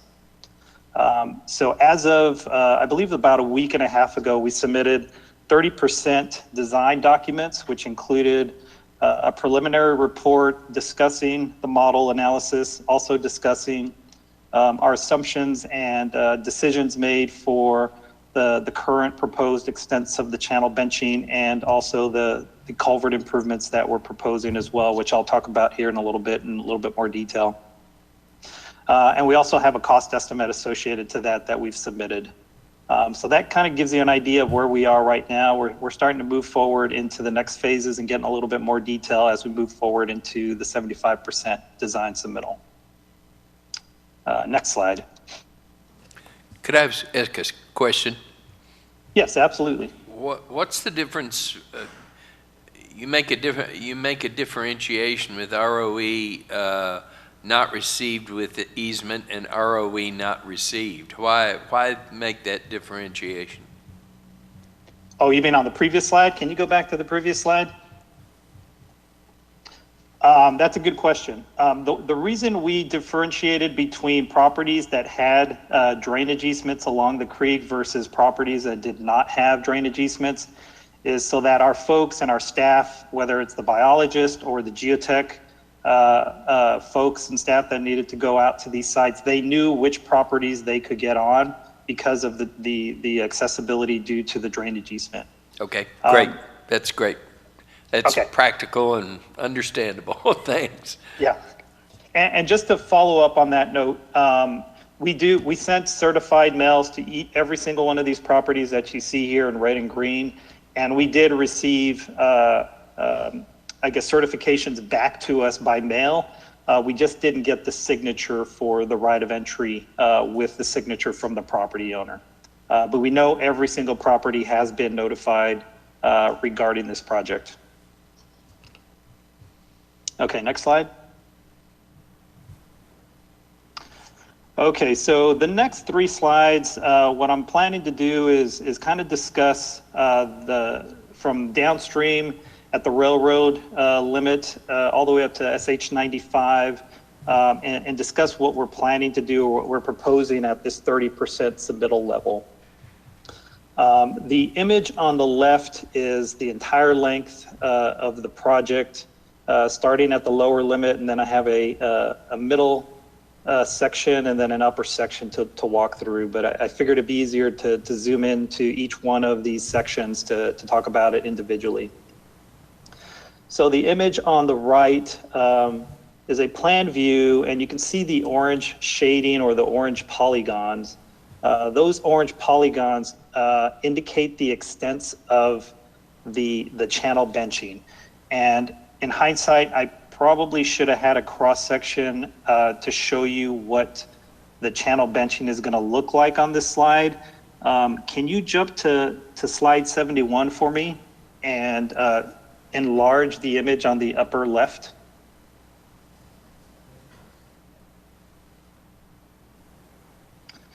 So this is a typical cross-section of what we're proposing to do for the channel benching. And basically all we're doing is we're adding more channel area so that we can safely convey flood waters through the city and prevent overflow off to the western portion of the creek, which you can see the blue line represents the water surface elevation, which is contained within the creek.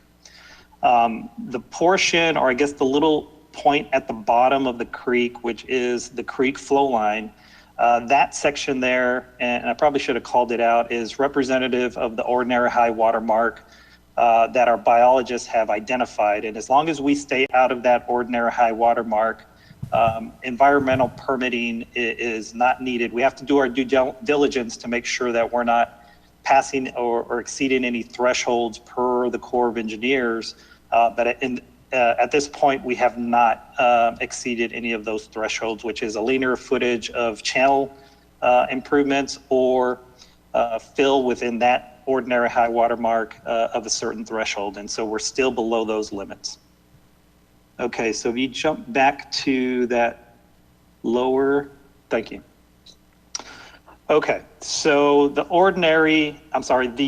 orange shading is shows the extents of that channel cut that we were talking about in that previous slide. As you can see, There's no orange down the middle of the creek, and that's because of the ordinary high water mark that we're staying out of in order to not need a 404 permit for this project. So if you look at the bottom portion near the railroad, we've got a pretty large cut, and you can consider that almost like a regional detention facility for storage. So what's happening as we started to convey all this water through the creek rather than it overflowing, it's got to come down the creek, and there's so much volume of water that we need to store it at the very tail end and also through the system and the improvements as we work our way through the city. Right now, the way the hydraulics are showing, they're indicating that the opening for the railroad is a constriction point. And so what we decided to do was to use that constriction point as almost like a controlled outfall. So that's going to, with the current opening of that bridge, it'll cause back water into this open cut area and benching area in order to flood those overbanks or that channel benching and keep as much volume of creek flow in that area until it can drain out through the railroad opening. Moving up further closer to the MLK existing culverts, there's 2 homes on either side of Gills Branch. And we were instructed to leave those homes as much as possible alone because they have a historical significance to the city.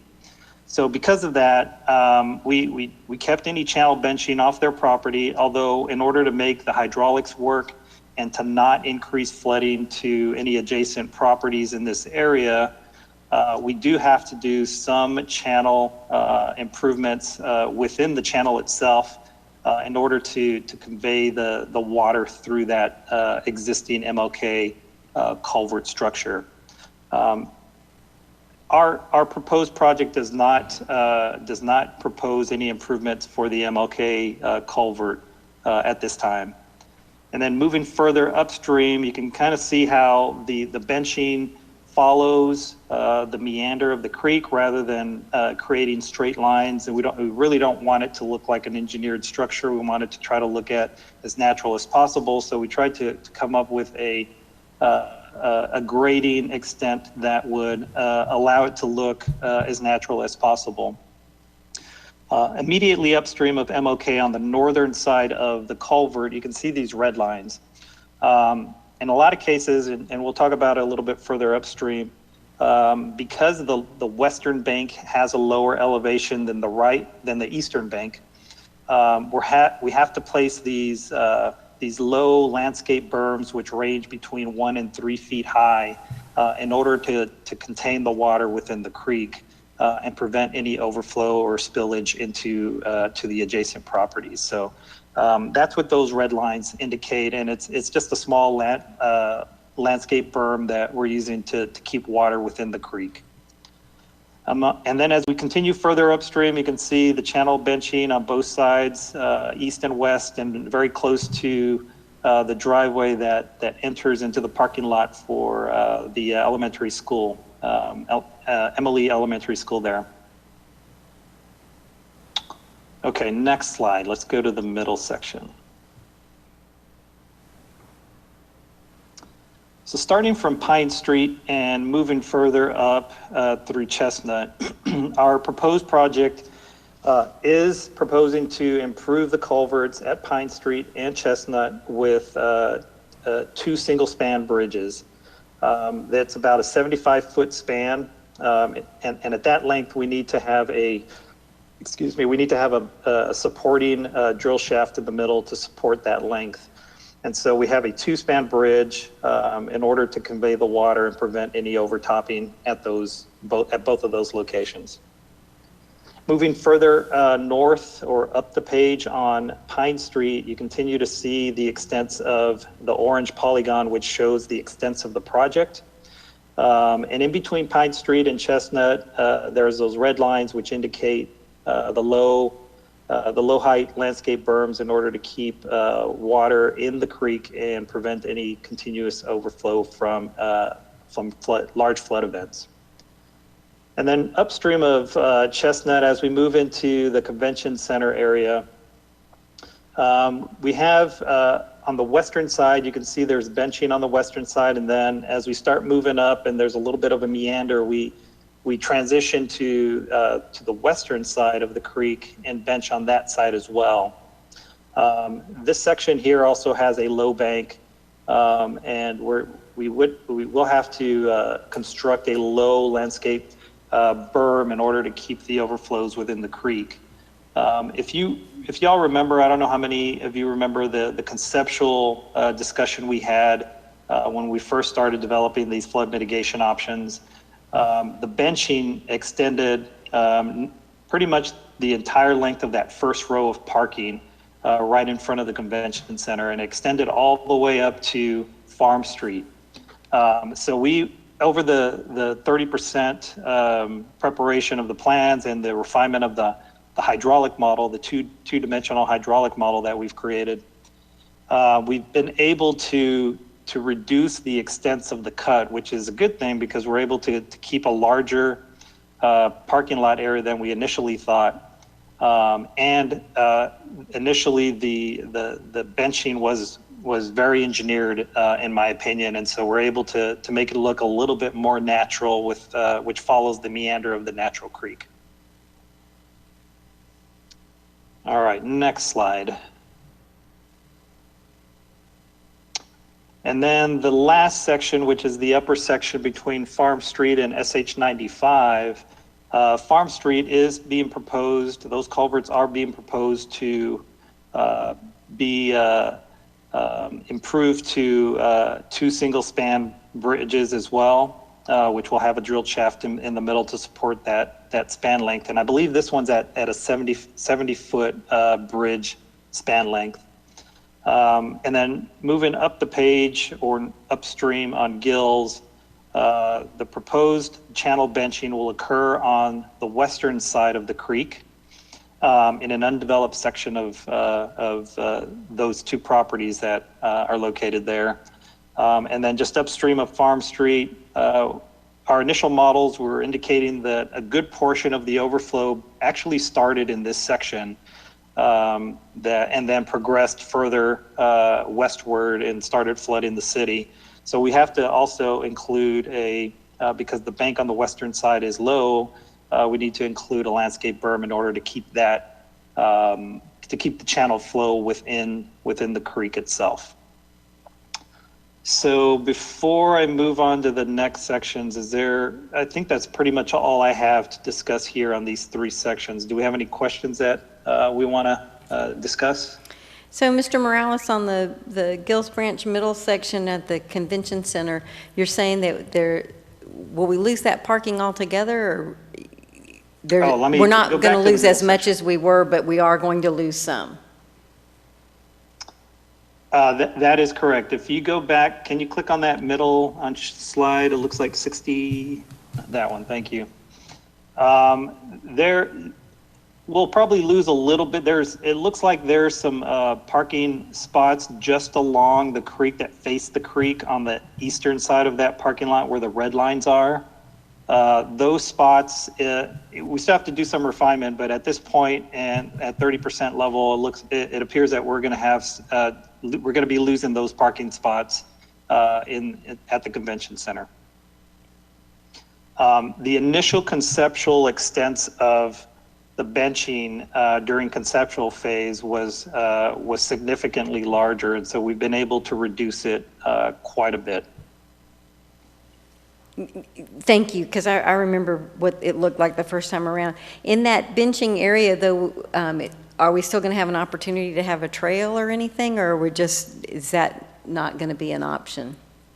No, we definitely have an opportunity to have a trail.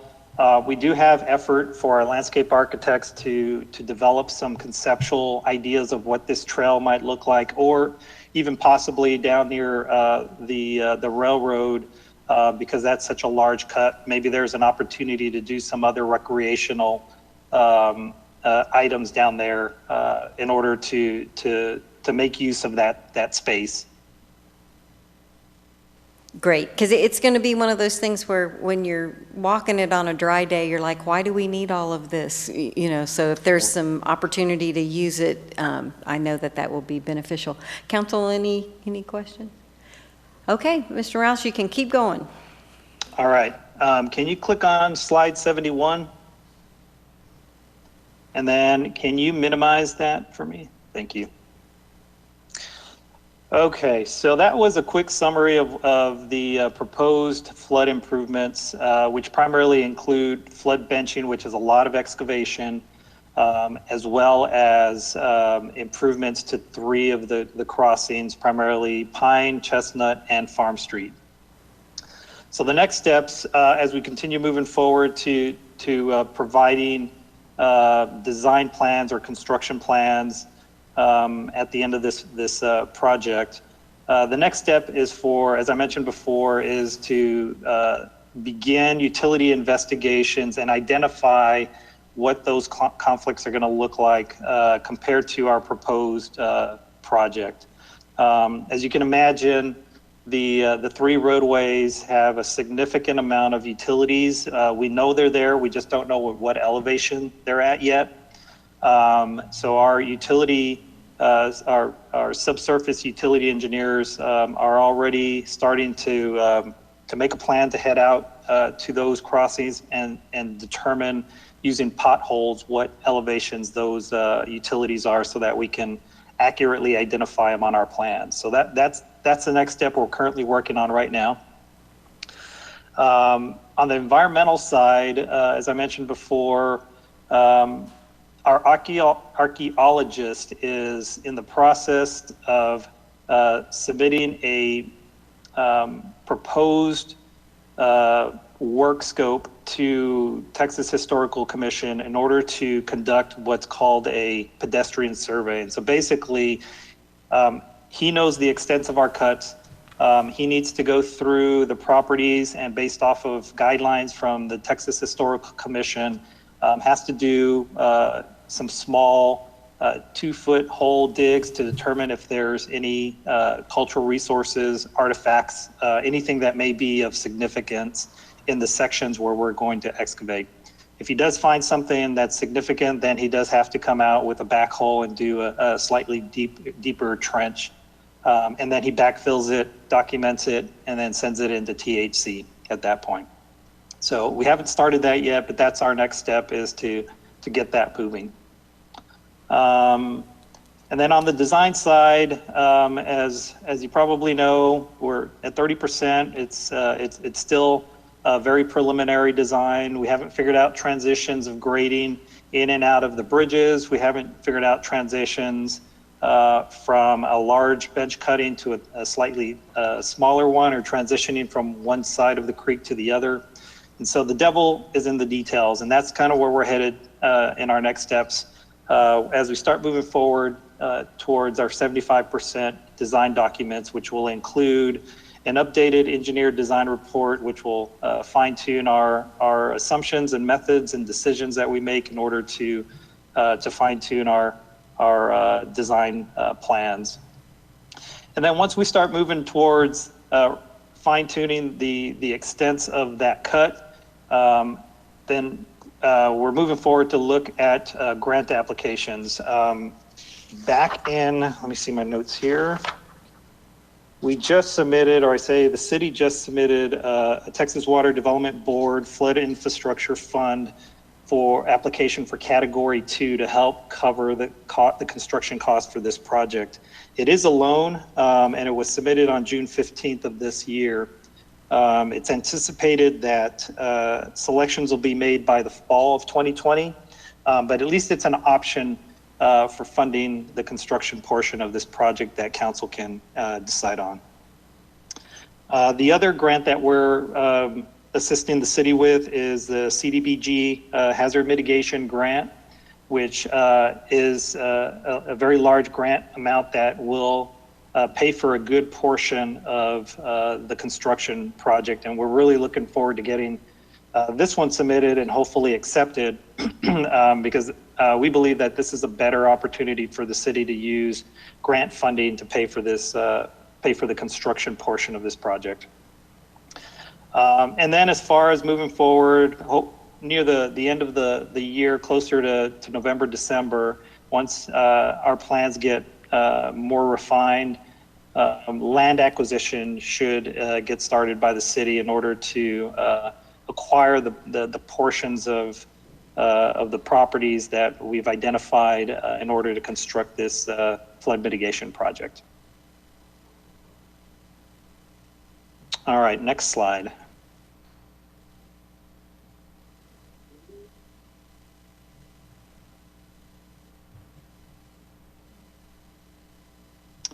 Okay, this I believe is my last slide. I thought it'd be a good idea to show the project timeline in case everybody isn't aware of where we started and where we're headed. Back in 2017, the city participated with in the Bastrop County Flood Protection Planning Study that HAF was currently working with the county on to study Gills Branch, but it was studied in a 1D effort or a 1D model, which is very difficult it's great for riverine and just figuring out flow down the center of the channel, but once things start to overflow, 1D modeling becomes very difficult to develop. So based off that study, we recommended a development of a two-dimensional model which better models complex drainage patterns as water leaves the creek and moves into the overbank. This two-dimensional model, which basically is a model that mimics the flow through the properties and the roadways to determine the extents of the flooding, which is shown in some of the previous exhibits that we had on the slides. And based off the recommendations based off of that analysis back in 2018, developed the very conceptual channel benching extents and the bridge improvements at Pine Street, Chestnut, and Farm Street. And it identified the next steps for us to move into the design effort. And so beginning December 2019, we got approval to move forward and have started the engineer design effort. And currently we're in a 30% design phase. We anticipate that we will complete the design by the end of December or the end of 2020. And then at that point, the city needs to move forward in applying for grants, deciding which grant/loans applications they want to accept, and then also begin land acquisitions in the December timeframe. We estimated about 8 to 12 months to acquire the land that's needed for this project. And that kind of pushes us to the end of 2021. And in that time frame, near the end of 2021, once grants and loans are secure, the city can put it out for procurement and begin bids and then start construction of the flood mitigation project for Gills Branch. So with that, I believe that is my last slide. So I am available to answer any questions council may have. Thank you, Mr. Morales. It's a great overview. It looks like we have a question from Mayor Pro Tem Nelson. If we're able to accelerate the grant process, can this project timeline be moved up?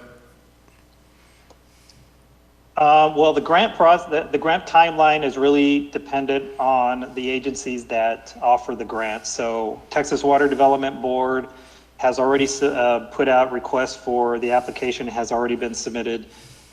GLO, who's handling the CDBG MIT hazard mitigation grant, has a deadline for October for that grant application. And it really depends on how many applications they get and how quickly they can get through the applications and make their selections. Remind me once more what the in-kind or the match requirements were on that CDBG monies. Is it 80-20 or 75-25? Let me think off the top It's of my head. I 100%. can't quite remember the number. But Oh, I'm sorry. I've been told it's 100%, so no need to ask my other questions about finding matching funds. Thank you. This was the technical term was this was the crazy money that was Yes. available. Thanks for the reminder. crazy money. And they're looking for big projects, which is the other reason why we did the double down on doing the entire creek, because sometimes they're looking for little projects, but this one, if I remember correctly, the lowest was $2 million, isn't it, Mr. Morales, for the GLO? The minimum amount for the GLO projects is $3 million. $3 million. So we just had a very brief kickoff meeting with Langford as they were preparing the application for the city. And they believe this is the perfect project for that grant.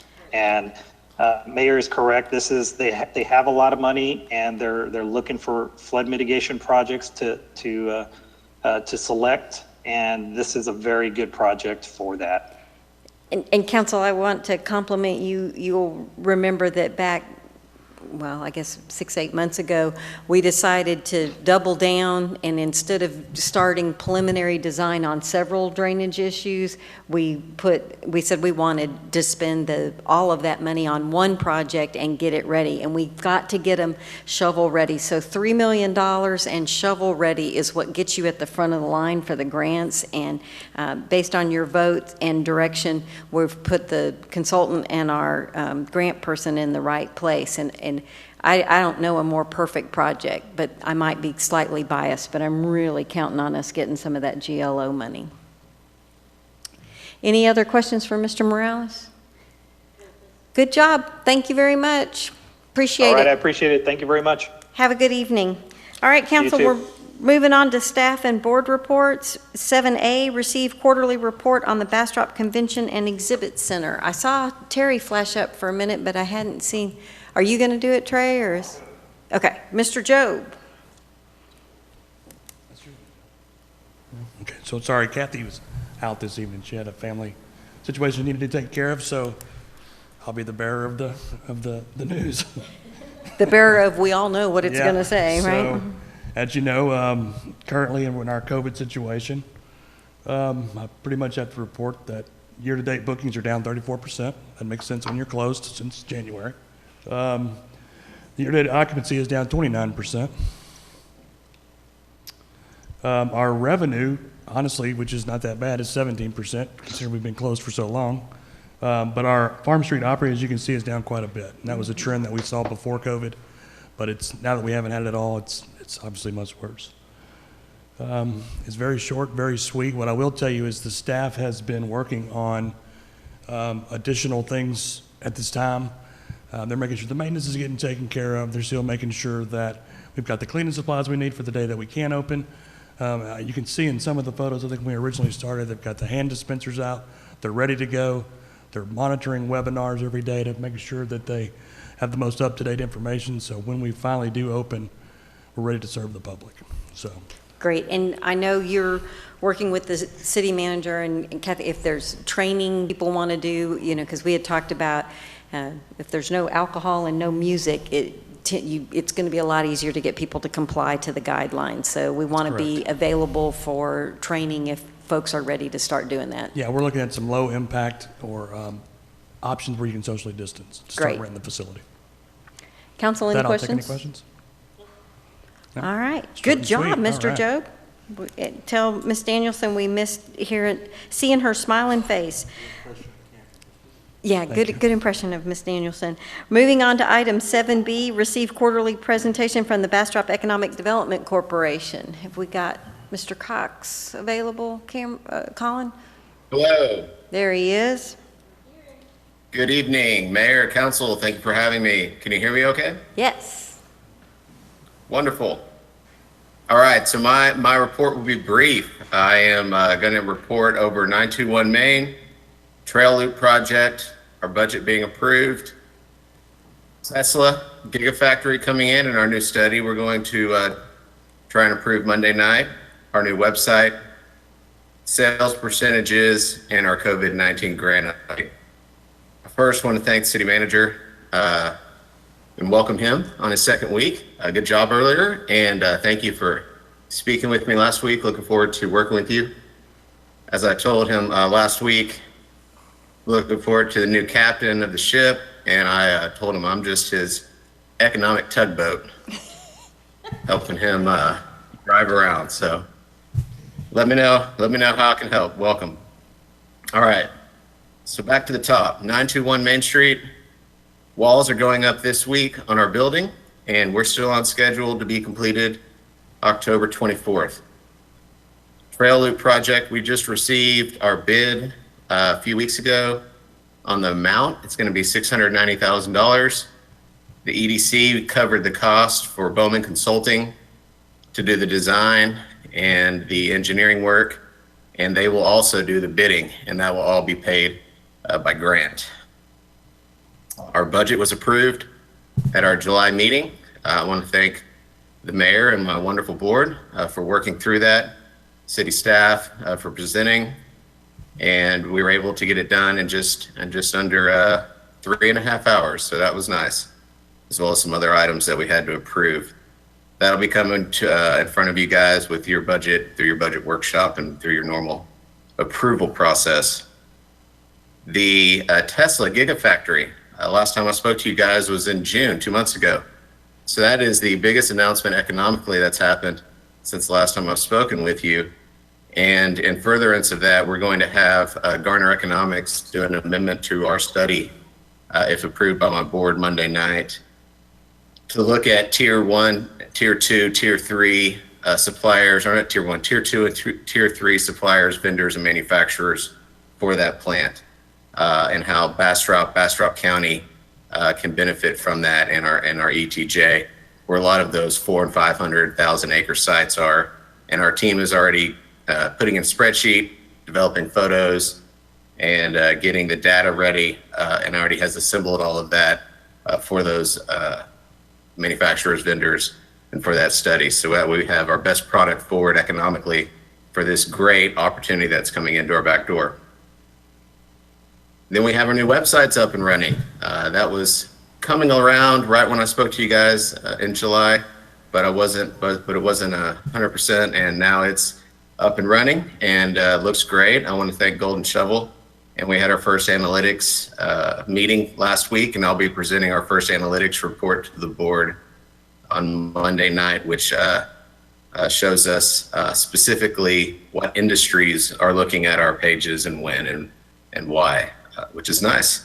It's good to know that information. And we are seeing a tick in automotive already, to answer your question as you're thinking it in your head right now. Yes, we are in the last 2 weeks. So our sales percentages in May were up 11.43%. June was down 14.74%. July, we just got July was up 20.23% for sales tax. So sales tax is going up.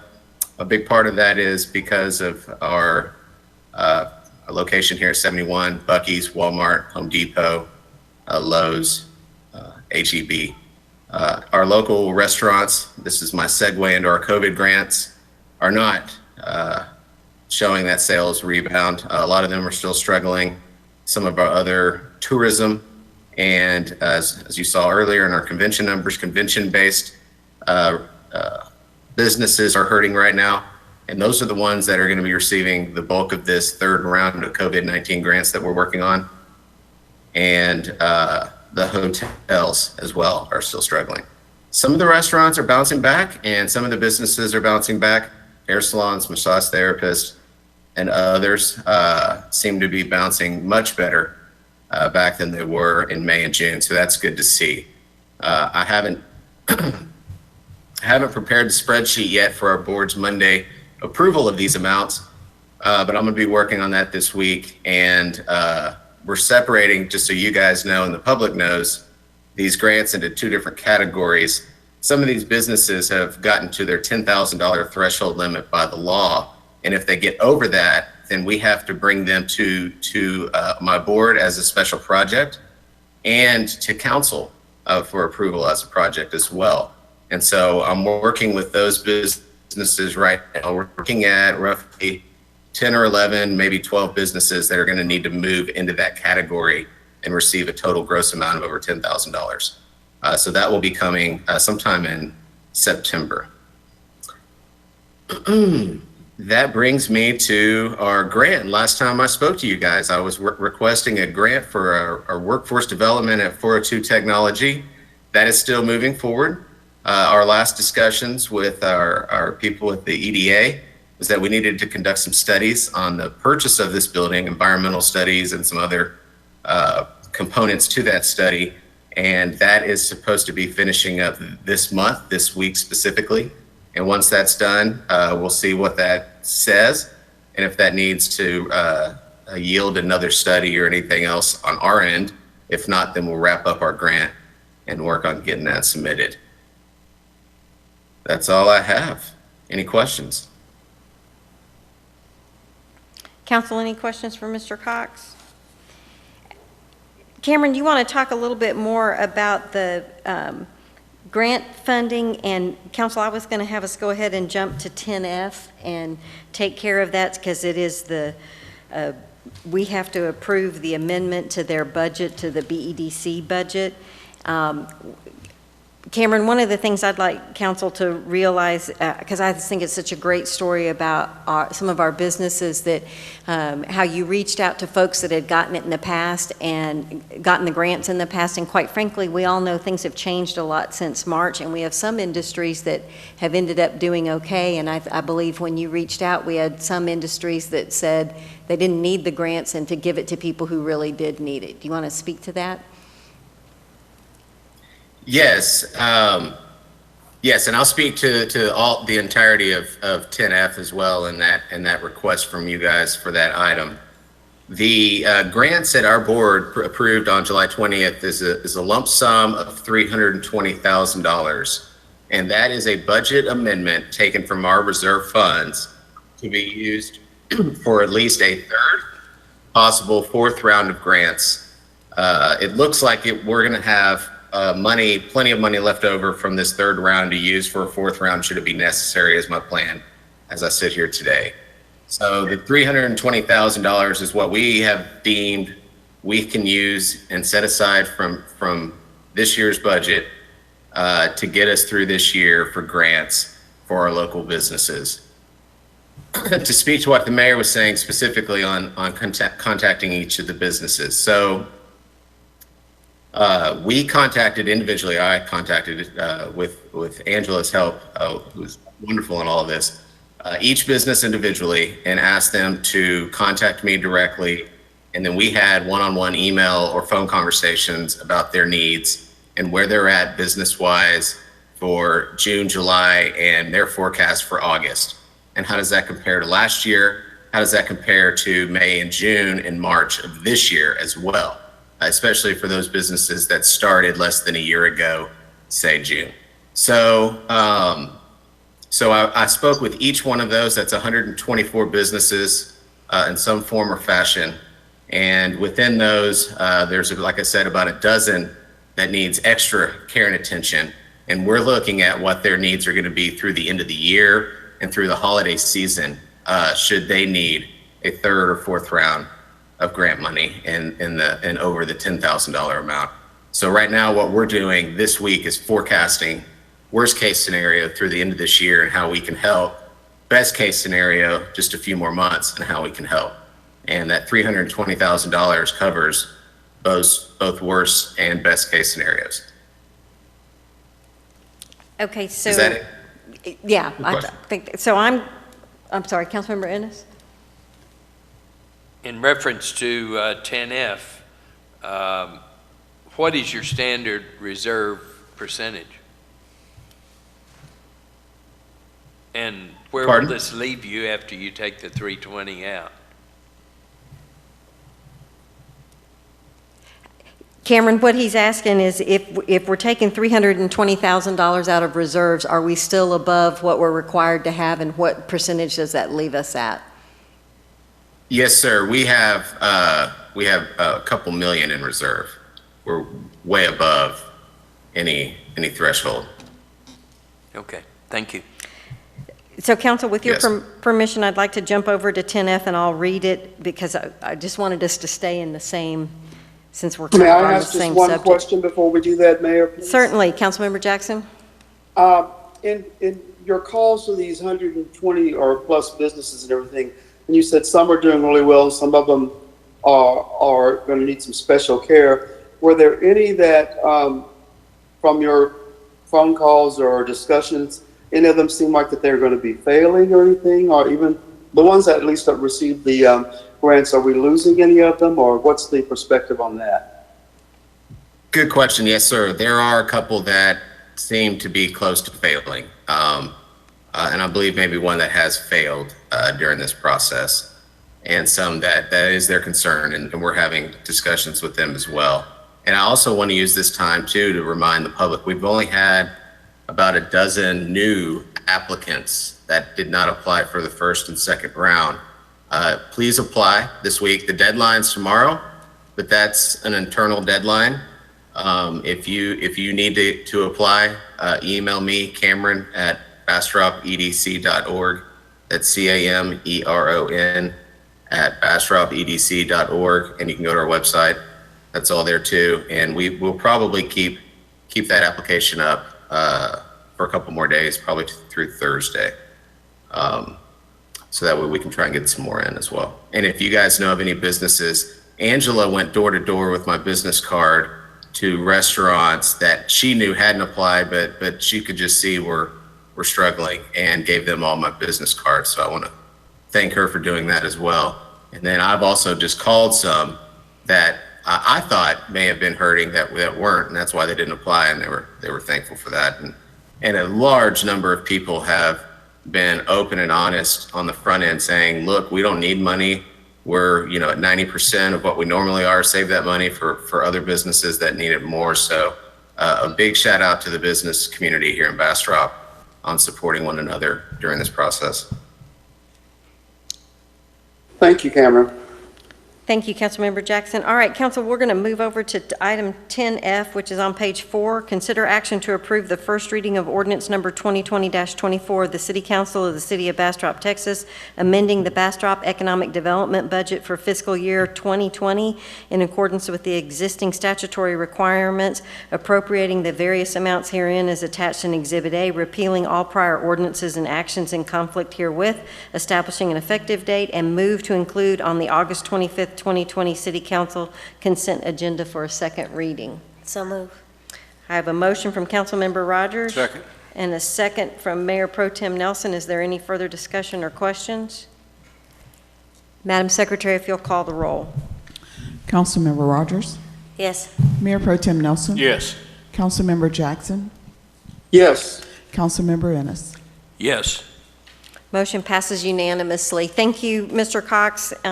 It's really been nice to see BEDC helping our local businesses, and the grants are, in my opinion, definitely the way to go. I don't know how you would start asking someone to make payments on $700 and be tracking all of that. And I think Ms. Waldron's thankful that we're not trying to do that as well. So good job. Thank you very much. All right, Council, we're going back to page 2. We're on item 7C, receive quarterly report on the YMCA. I think I saw Ms. Moore. There she is. Good evening, Ms. Moore. Hello, Mayor and Council and City Manager. Thank you very much for the opportunity to come before you. I have to say that being later on the agenda allows me to be home instead of sitting behind my desk. Although I did notice that Cameron was standing up. I might have to try that next time. Just kind of looks better. But thank y'all for letting me be here. I want to tell you, first of all, that we, at the YMCA, the partnership, my anniversary date with the Y was 10 years on August the 2nd. That would not have happened without your support and partnership, and I'm grateful for that. It has opened doors for me and the community to be able to connect and serve, and it has been an incredibly rewarding experience, so thank you for that. The second thing I'm here for is to talk about our partnership and see how we can go forward in a year 11. I don't know if you want me to go through the summary report of what we, what our, what I think our successes were in 2020, just up till March. Colin, if you'll go to the next slide, you'll see that we it was exciting. It was super exciting. Our membership got up to 406, which is a high number even in our typical peak season with, as you know, the pool is a peak season for us, and for that to happen in March, there were great things on the horizon. We did initiate our Mimundo Spanish immersion program, which there were 8 children weekly, 3 times a week, that would participate in programs and learn English and Spanish at the same time. And quite honestly, there was a large portion of our staff in the office that were too learning some Spanish that we should know a lot more of. I miss those kids running around. We did an enormous amount of grant-funded programs with Age of Central Texas. That's the Matter of Balance programs, the Savvy Tools, Powerful Tools for Caregivers, and those types of programs. So we were able to provide some of that. You know, the Group X and sports programs, gymnastics blew up. It just blew up. So we know there's a need there. And then on March the 18th, as some of you may have heard my analogy, the water hose or the fire hose just came to a drip. It wasn't even really dripping. We closed on March the 18th. We did reopen on June the 1st, and that means we opened June the 1st at the pool. We opened our wellness center, we opened Group X, and we opened our office, all in very limited capacity. Since then, as of today, our membership is down to 291, and 32 of those are actually on hold. When we gave members an option to go on hold when the facility's closed, and so we're hoping they come back when they feel comfortable. We're trying to provide a safe environment to them. As an example, if you come to a group exercise class, there's someone that meets you at the door, they take your temperature, you have to have a mask on. Your temperature has to be 99.6 or under. Actually, it has to be under 99.6. You have to wear your mask while the group exercise classes are going, and we do require that you maintain the 6-foot distancing. Actually, it's like a 6 to 10 foot. In the wellness center, the same thing happens. They take your temperature, you come in, and if you're on cardio or the strengthening equipment, you must wear your mask unless you deem it's a health hazard. If it's a health hazard, we don't want you passing out in there, but we want to try to keep everybody safe. We do have members, I have heard some comments from members that are coming back because of that requirement. At the same time, we've got members that are not coming back because of that requirement. So it is a really, it's a stress point for people in different places, but we're trying to do everything we can to keep people safe. The classes are spaced out to where they're clean. There's cleaning done in between each class. All the equipment is cleaned in between that we are able to use. We don't use loan out any mats or yoga blocks, anything that's porous like that, if you want that, you have to bring it yourself. We did open the outdoor fitness unit. It's open on Tuesday, Thursday, and Saturday mornings from 7 until 9. And each day there is a Group X class out there. Tuesday of next week will be the first one for the Tuesday class. But the Thursday and Saturday classes have had good responses. We do a circuit strong class as well as a general yoga class on Saturday mornings. The average attendance of those classes in all of our classes, 7 to 5 people in each class. There is a maximum of each class of 10 people. It's not been a problem. The wellness center, there's a maximum of 10 people that can be in the center. Again, it hasn't been a problem. People are unsure. Our demographic leans older or families. And because of restrictions and guidelines from CDC and the governor, as well as safety guidelines from the city, it's been near impossible to run youth and family programs, which is understandable. We have done a lot of research trying to figure out how we could offer sports clinics instead of leagues. So instead of having 45 to 50 people on a soccer field, you have 10 that can social distance. The kids, if they, social distance, they can leave their mask off if they're outside. Gymnastics, we've got a program starting the last week of August, first week of September. We're going to do some outside at the fitness unit, as well as some at the lumberyard in our Group X space. It's been a this has been, there's no manual for this. None of us have a manual, right? So it's been a lot of trial and error. I will tell you that our virtual programming has just they've done such a great job with virtual.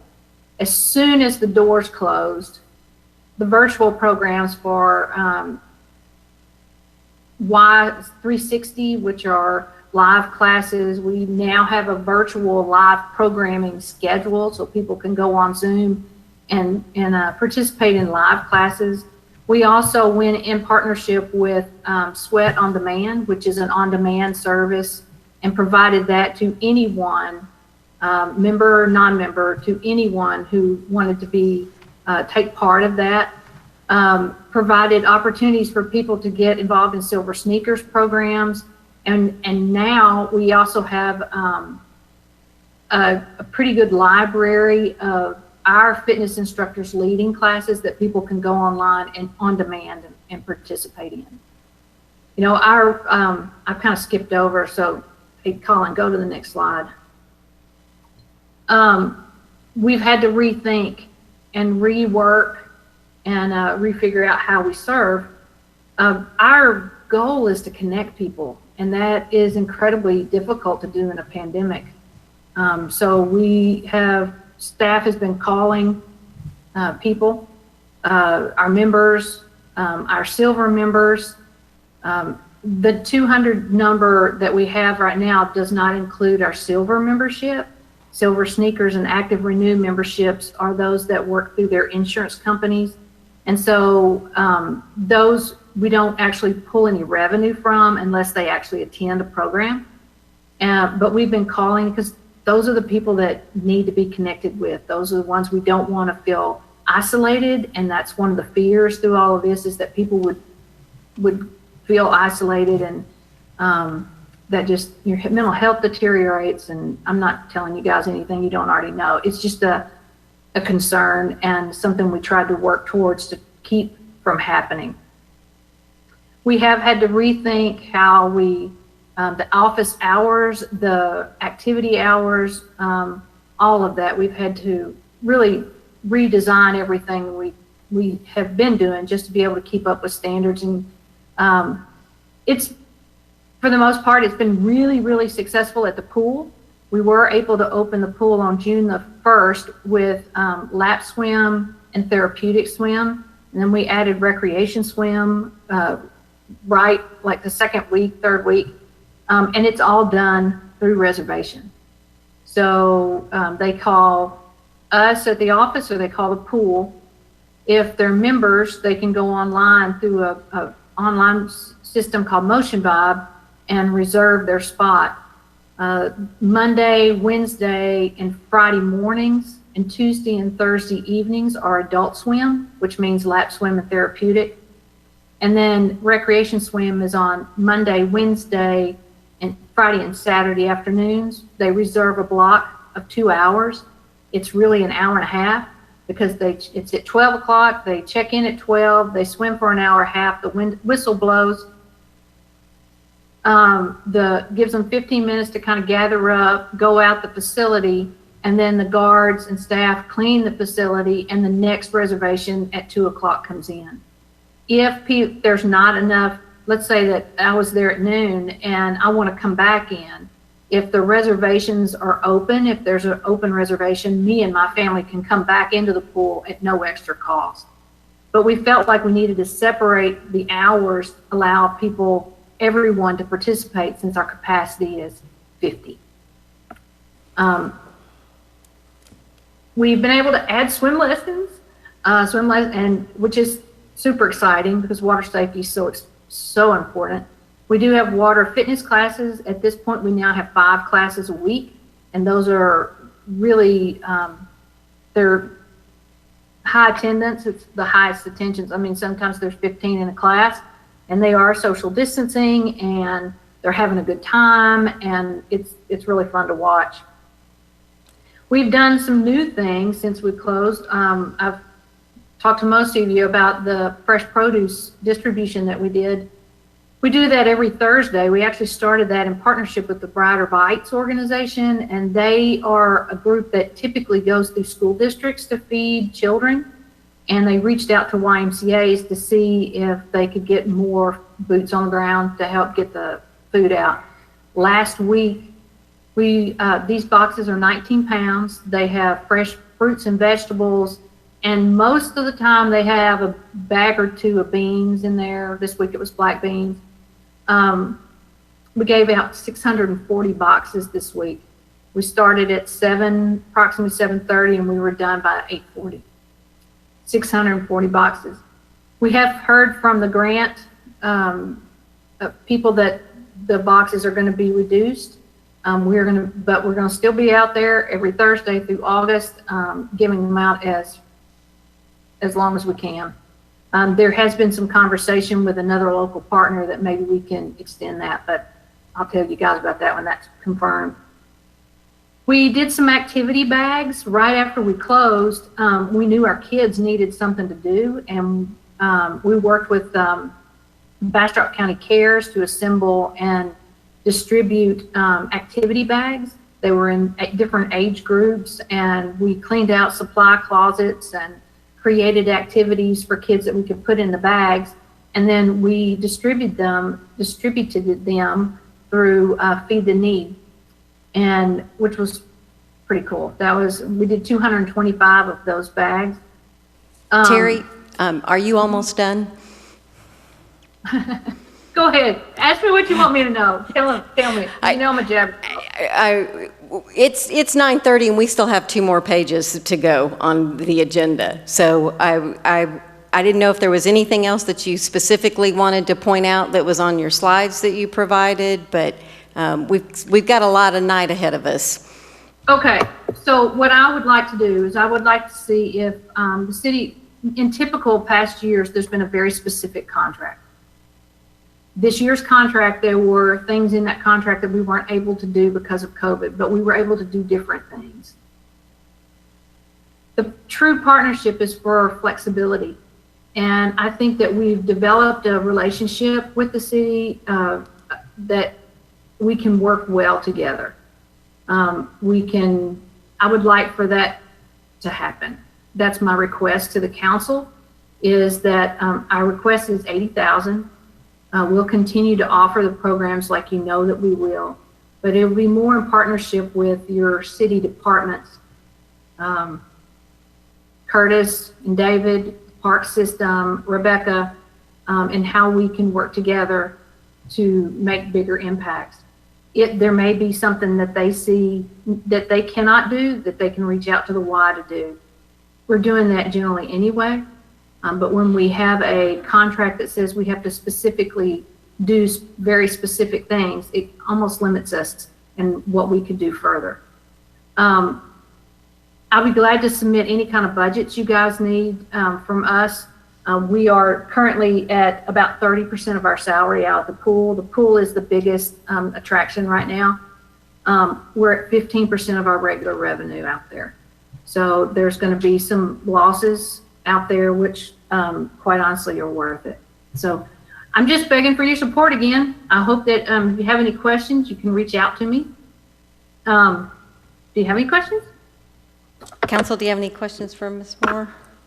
So, Council, I would urge you that if there are specific things that you would like to see for the funding, that's the kind of questions that we send forward to Mr. Hoffman and Ms. Waldron to say these are the, flexibility is one thing, but we've got to have some accountability as well. Like I would think for me, running the pool is absolutely something that is our expectation with the YMCA as a vendor. So I think there's some middle ground, but if you've got some suggestions, I would encourage you to share those with the city manager and we can discuss them at the workshop. Councilmember Ennis? Ms. Moore, I'd like for you to know my feelings about it. Of all the things we fund of this sort, I told the mayor today, I think yours is one of the most worthwhile, and I support you 100%. Thank you, Councilmember. I appreciate that. Mayor Pro Tem Nelson? Well, I'm just going to tag on. I think, we all know about the swim. We all know about the Zumba and the yoga stuff. I try to attend as many as I possibly can. And the normal things that the YMCA does, but to show your community involvement, those food boxes, 2,800 boxes this year you've distributed, that's outstanding. I echo Councilmember Ennis's comments that yours is one of the true programs that I fully support. I will echo that too. Councilmember Rogers is also echoing that. I'm not sure if you heard her. And so am I. And Councilmember Jackson.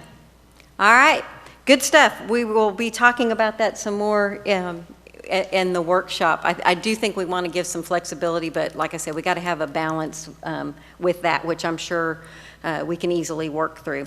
All right, thank you very much, Ms. Moore. Have a good evening. Thank you. We're moving on to citizen comments. We're on the top of page 3. Council, I have 3 citizen comments. That's correct, Madam Secretary? Yes, Mayor, that's correct. Okay, so one of them was dated August 4th, and that was from Ellen Tanner, and I read that on August 4th, but I just want to remind you that specifically she was concerned about the yellow speed bumps. I like all the names. They've been called Skittles and speed bumps and all kinds of things, but she wanted us to consider the optics and express concern about where do kids and people walk, and are we forcing cars and kids and pedestrians into the same place. So you have a copy of that. We also had a request from Gail Hartsfield at 1906 Main Street for the meeting today, and her comment is as followed. Disabled parking spaces north of Chestnut Street are needed. I don't see any disabled parking spaces on Main Street. The only ones I currently see are at and I think she means post office or the church. I am a disabled veteran and would like at 2 between, I think she means at least 2 between Chestnut and the post office. So that is her comment. And the third comment that I have is from Robin Payson at 1704 Wilson. She wrote on the meeting date, August 18th, but she turned it in on August 7th, and I think she really meant it for tonight, so I'm going to read it for tonight. I think I can do it in 3 minutes. I am writing the city, she lives at 1704 Wilson. I'm writing the city council regarding the issue of speeding on Wilson Street. As a resident of Bastrop for over 32 years, I've seen many changes. One significant change on my street, Wilson Street, is the number of cars and the speed at which they drive on Wilson. As the council knows, residents of Wilson Street approached the city about this issue. We had many suggestions, but the city opted to go with the yellow small speed bumps as a first effort to address our concerns. Let me say that my experience of these yellow speed bumps has been totally negative. They are remarkably noisy, which I was unaware of when we agreed to this solution, and they are really ugly. Wilson Street, a beautiful part of our historic Bastrop, is now dubbed Skittle Row. Not really funny. I also do not think that they slow anyone down and in fact make the street more dangerous than before.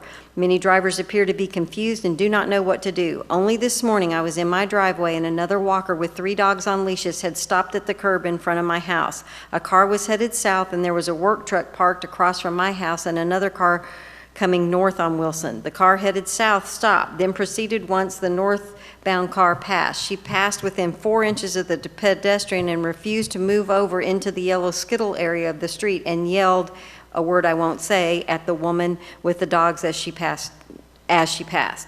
Now, I don't blame the yellow speed bumps for such bad behavior, but many drivers have expressed confusion about how to navigate these bumps. I request that these yellow speed bumps be removed and a better solution be offered to residents of Wilson Street, such as a three-way stop sign at Elm and Wilson. Thank you for your time and attention, Robin Payson. With those comments, we know that Wilson Street was not on the agenda. Council, I'm going to reach out and say that we would like the city manager to come back and give us a report at the next council meeting when they've got some more data. Can we workshop it? Yeah, we can put it anywhere you want. I mean, I on the want there agenda. to be dialogue because there sure have been a lot of comments about it, and I want us to be able to. Absolutely. Great, thanks. Okay, we're moving on to the consent agenda. There are 3 items on the consent agenda. Does anybody want to pull a consent agenda item? Madam Secretary, if you will please read the consent agenda. The consent agenda reads as follows.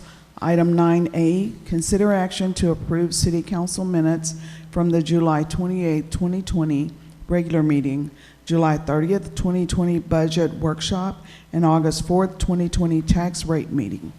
Item 9B, consider action to approve the second reading of ordinance number 2020-21 of the City of Bastrop, Texas, updating and amending Bastrop Code of Ordinances, Chapter 13, Article 1312, entitled Impact Fees, updating the land use assumptions, capital improvement plan, and amending impact fees for water and wastewater utilities as attached in Exhibits A through E, and providing for findings of fact, enactment, enforcement, a repealer and severability, establishing an effective date and proper notice in meeting. Item 9C, consider action to approve resolution number R-2020-72 of the City Council of the City of Bastrop, Texas, removing mowing and other related liens filed by the City of Bastrop against 1403 Water Street in the amount of $5,738.44, authorizing the city manager to execute all necessary documents, providing for a severability clause, and establishing an effective date. This concludes the consent agenda. Move to approve. I have a motion to approve from Councilmember Ennis and a second from Councilmember Jackson. Madam Secretary, if you'll call the roll. Councilmember Ennis? Yes. Councilmember Jackson? Yes. Mayor Pro Tem Nelson? Yes. Councilmember Rogers? Yes. Motion passes unanimously. Thank you, Council. We're moving on to item 10A, consider and adopt on the first and final reading ordinance 2020-25 as an emergency measure ratifying temporary emergency orders enacted by the mayor in her capacity as the emergency management director in regards to the current local state of disaster for the immediate preservation of the public peace, health, and/or safety. Council, I haven't signed any emergency orders, and I am not looking for direction. I'll give you just a couple quick points, and that is today is day 149 of the emergency, and currently we had 1,365 cases in Bastrop County. 1,065 of them are classified as recovered, and there are 277 active cases and 17 deaths. And yes, I know 277 and 17 doesn't add up to 300, but we had the conversation before about they won't consider them as recovered or active if they can't go back to them. And we talked about testing and addresses, and there's a whole lot going on. The library continues to do the call center, and they are at a total of 2,490 calls that they've assisted. The testing total is 4,257. So knowing that there are 277 active cases across the entire county, it seems to be confirmation that the mask and social distancing is working. We're all watching it on news, so there's not a point in really going into details, but we know with school starting, there are some schools that are starting in person, there's schools that are starting virtual, and I don't know if there's a harder job than being a superintendent or a principal right now. And Ms. Moore mentioned that the fact that you have to wear a mask, they have people that won't come because you have to wear a mask, and they have people that are only coming because you have to have a mask. And as best I can tell, the teachers have extreme concerns and don't really want to go back. And for some reason, there's an awful lot of parents that would sure like their kids back in school. So there's a lot of waters to navigate through all of that. And I'm not trying to make light of a really serious subject. There are concerns about getting a responsible adult to put eyes on those kids. We want the kids to be safe. We want the teachers to be safe. Fortunately, of the things that we have jurisdiction over, independent school districts are not one of them. So I don't have anything for you to vote on tonight. Do you have any questions about the current status of COVID in Bastrop County? All right, moving on to item 10B, consider action to approve resolution number R 2020-71 of the City Council of the City of Bastrop, Texas, confirming appointments by the mayor to the Hunters Crossing Local Government Corporation and the Parks Board Public Tree Advisory Board as required in section 3.08 of the city's charter and establishing an effective date. Council, I have really two comments for you. Yes, we are getting ready for the class of 2020. All of the board applications are due this Friday, and you'll be being with me conducting the interviews, and we'll make the major appointments as we always do in time for them to start and be a part of the next fiscal year. They will start on October 1st. However, the reason I am making these two appointments tonight, one is on the Hunters Crossing Board. There is specifically a spot for the homeowners association to put somebody on the board. The person who had been serving in that spot is no longer a part of the homeowners association board, and they replaced that person. So it's important that we keep that board full. So that is why yes, I'm technically appointing Richard Gartman, but really what I'm doing is complying with the Homeowners Association's request for who is representing them on the board. The other appointment is the one that I promised you I would bring to you, and that is Carrie Fossler to the Parks Board. Dorothy Skarnulis asked that Carrie be her replacement on the board, and I promised you that I was going to fulfill Ms. Skarnulis's request, and honestly, one of her last requests. So those are the two appointments, and I respectfully ask for your confirmation. Move to approve. Second. I have a motion to approve from Mayor Pro Tem Nelson and a second from Councilmember Ennis. I'm sorry, Councilmember Jackson, I don't know if Councilmember Ennis beat you or if the audio was delayed, but I'm giving it to Councilmember Ennis this time. I just, because of the Parks Board, I wanted to make sure that was taken care of since it was Dorothy's request, but that's fine as long as it's approved. Madam Secretary, if you'll call the roll. Mayor Pro Tem Nelson? Yes. Councilmember Ennis? Yes. Councilmember Jackson? Yes. Councilmember Rogers? Yes. Motion passes unanimously. Thank you very much, Council. We're on the top of page 4, item 10C. Consider action to approve resolution number R 2020-70 of the City Council of the City of Bastrop, Texas, adopting amended budget planning calendar for fiscal year 2021 as shown in Exhibit A, repealing all resolutions in conflict and establishing an effective date. Ms. Waldron. Yes. Yes, so because the budget calendar was adopted as a resolution originally, we're bringing it back because we did have a change. We had adjusted the calendar for only requiring one public hearing, but in further reading of the tax code, there's a 7-day window there, and we had our calendar spread for 14 days, so that's really the major change on the calendar. Just wanted to make sure that y'all were aware of what's going to come over the next month and a half. So 14 was too many, and it had to be less than 7, so we're doing 0, and we're doing them at the same time, correct? Well, you have to, it's either 7 days, but it allows you to do it the same night that you do the first reading.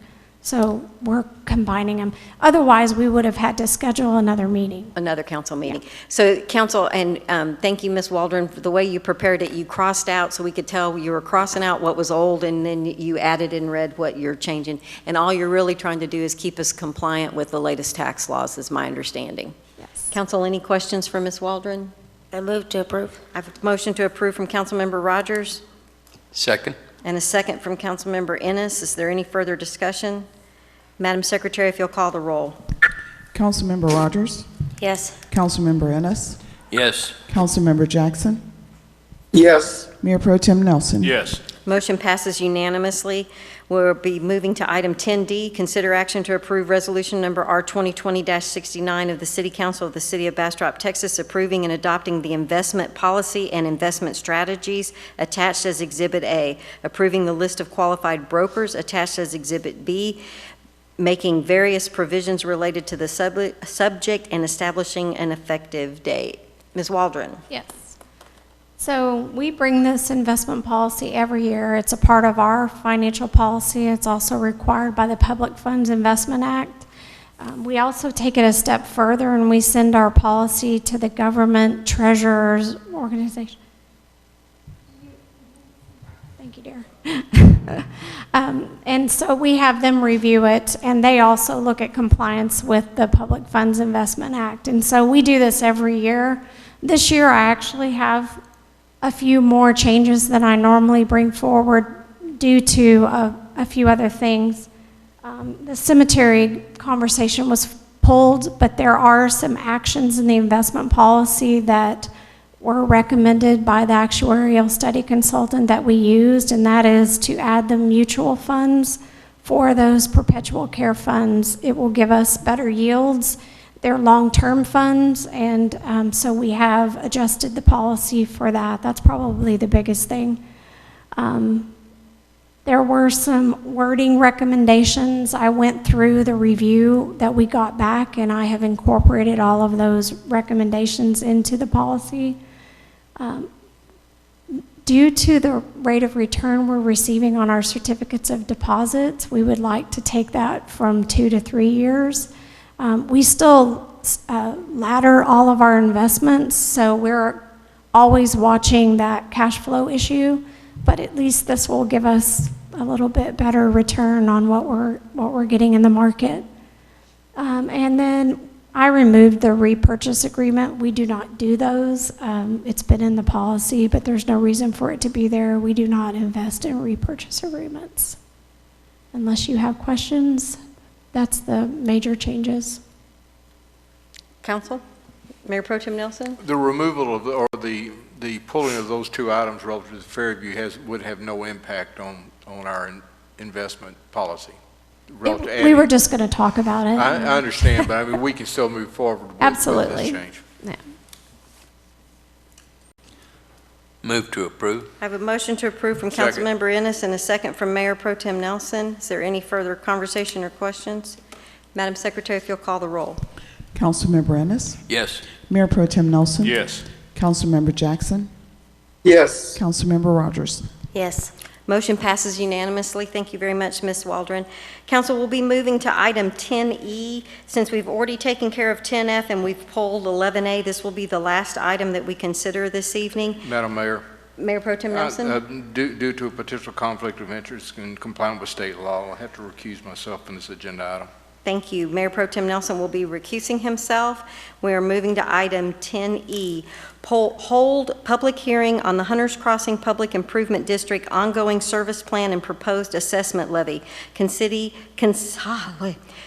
any objections to the proposed assessments and consider action to approve the first reading of the ordinance 2020-23 of the City Council of the City of Bastrop, Texas, approving the updated service plan, including provisions related to assessments for the Hunters Crossing Public Improvement District, approving a fiscal year 2021 assessment roll for the district, and containing other provisions related to the Hunters Crossing Public Improvement District and the Hunters Crossing Local Government Code, Local Government Corporation, and providing for an effective date, and move to include on the August 25th, 2020 City Council meeting for a second reading. Ms. Waldron. Yes, so this went in front of our local government corporation on July 22nd, and they reviewed it with the consultant.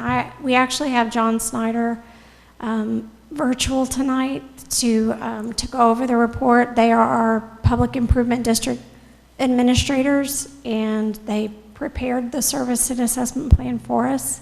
So I'm going to let him go over the report. Thank you, Tracy. Yeah, this is John Snyder with P3 Works. We are the city's PIT administrator. I'm not going to take a whole lot of time because, frankly, this SAP update is really mirroring the update that was done in 2019. If you recall, in 2019, there was a full rework of the SAP. And then the intent was to work with staff and go out and conduct town halls. And that was supposed to be happening in spring and early summer of this year, really working with the residents and figuring out what the appropriate level of service that they desired, so we could match the operation and maintenance budget to that. Unfortunately, with COVID, we weren't able to go out and conduct those town halls, and so we basically just matched the budget to last year's budget. So the SAP update is required by state law, but it really is just mirroring the document that was done last year, updated obviously with another year of financials. We did go ahead and add in case anybody's interested, there is now a detailed amortization schedule for every parcel, and for the residential lots, it's all one lot type, but you can now go in and see what your annual installment's going to be and the duration of it. With that, I'd be happy to answer any questions. Councilmember Rogers? I don't have any question. Okay, I'm sorry. If we don't have, Councilmember Ennis? All I want to say is that this is a tremendous amount of work you've put into this. I know it's mirroring last year's report, but it kind of boggles the mind when you start going through this piece by piece. It's nice that each of the residents can find their address and see what their information. Exactly. Yeah, absolutely. Council, we need to hold a public hearing, so I need to officially open a public hearing. Madam Secretary, do we have anyone signed up to speak at the public hearing? No, Mayor. Well, we can officially close the public hearing. Are there any questions for Mr. Snyder or Ms. Waldron? Happy to entertain a motion. I move to approve. I have a motion to approve from Councilmember Rogers. Second. And a second from Councilmember Ennis. Is there any further discussion? Madam Secretary, if you'll call the roll. Councilmember Rogers? Yes. Councilmember Ennis? Yes. Councilmember Jackson? Yes. Motion carries unanimously. Thank you very much, Council. As I said, we've already taken care of 10F. 11A was pulled, and that gets us to item number 12. We miss Mr. Peterson. Anybody would like to move for, or I guess, item 13? Anyone want to make a motion to? With best wishes to Mr. Peterson to get well, I move to adjourn. Thank you, Mayor Pro Tem Nelson. It is 9:43, and we are adjourned. Thank you so much.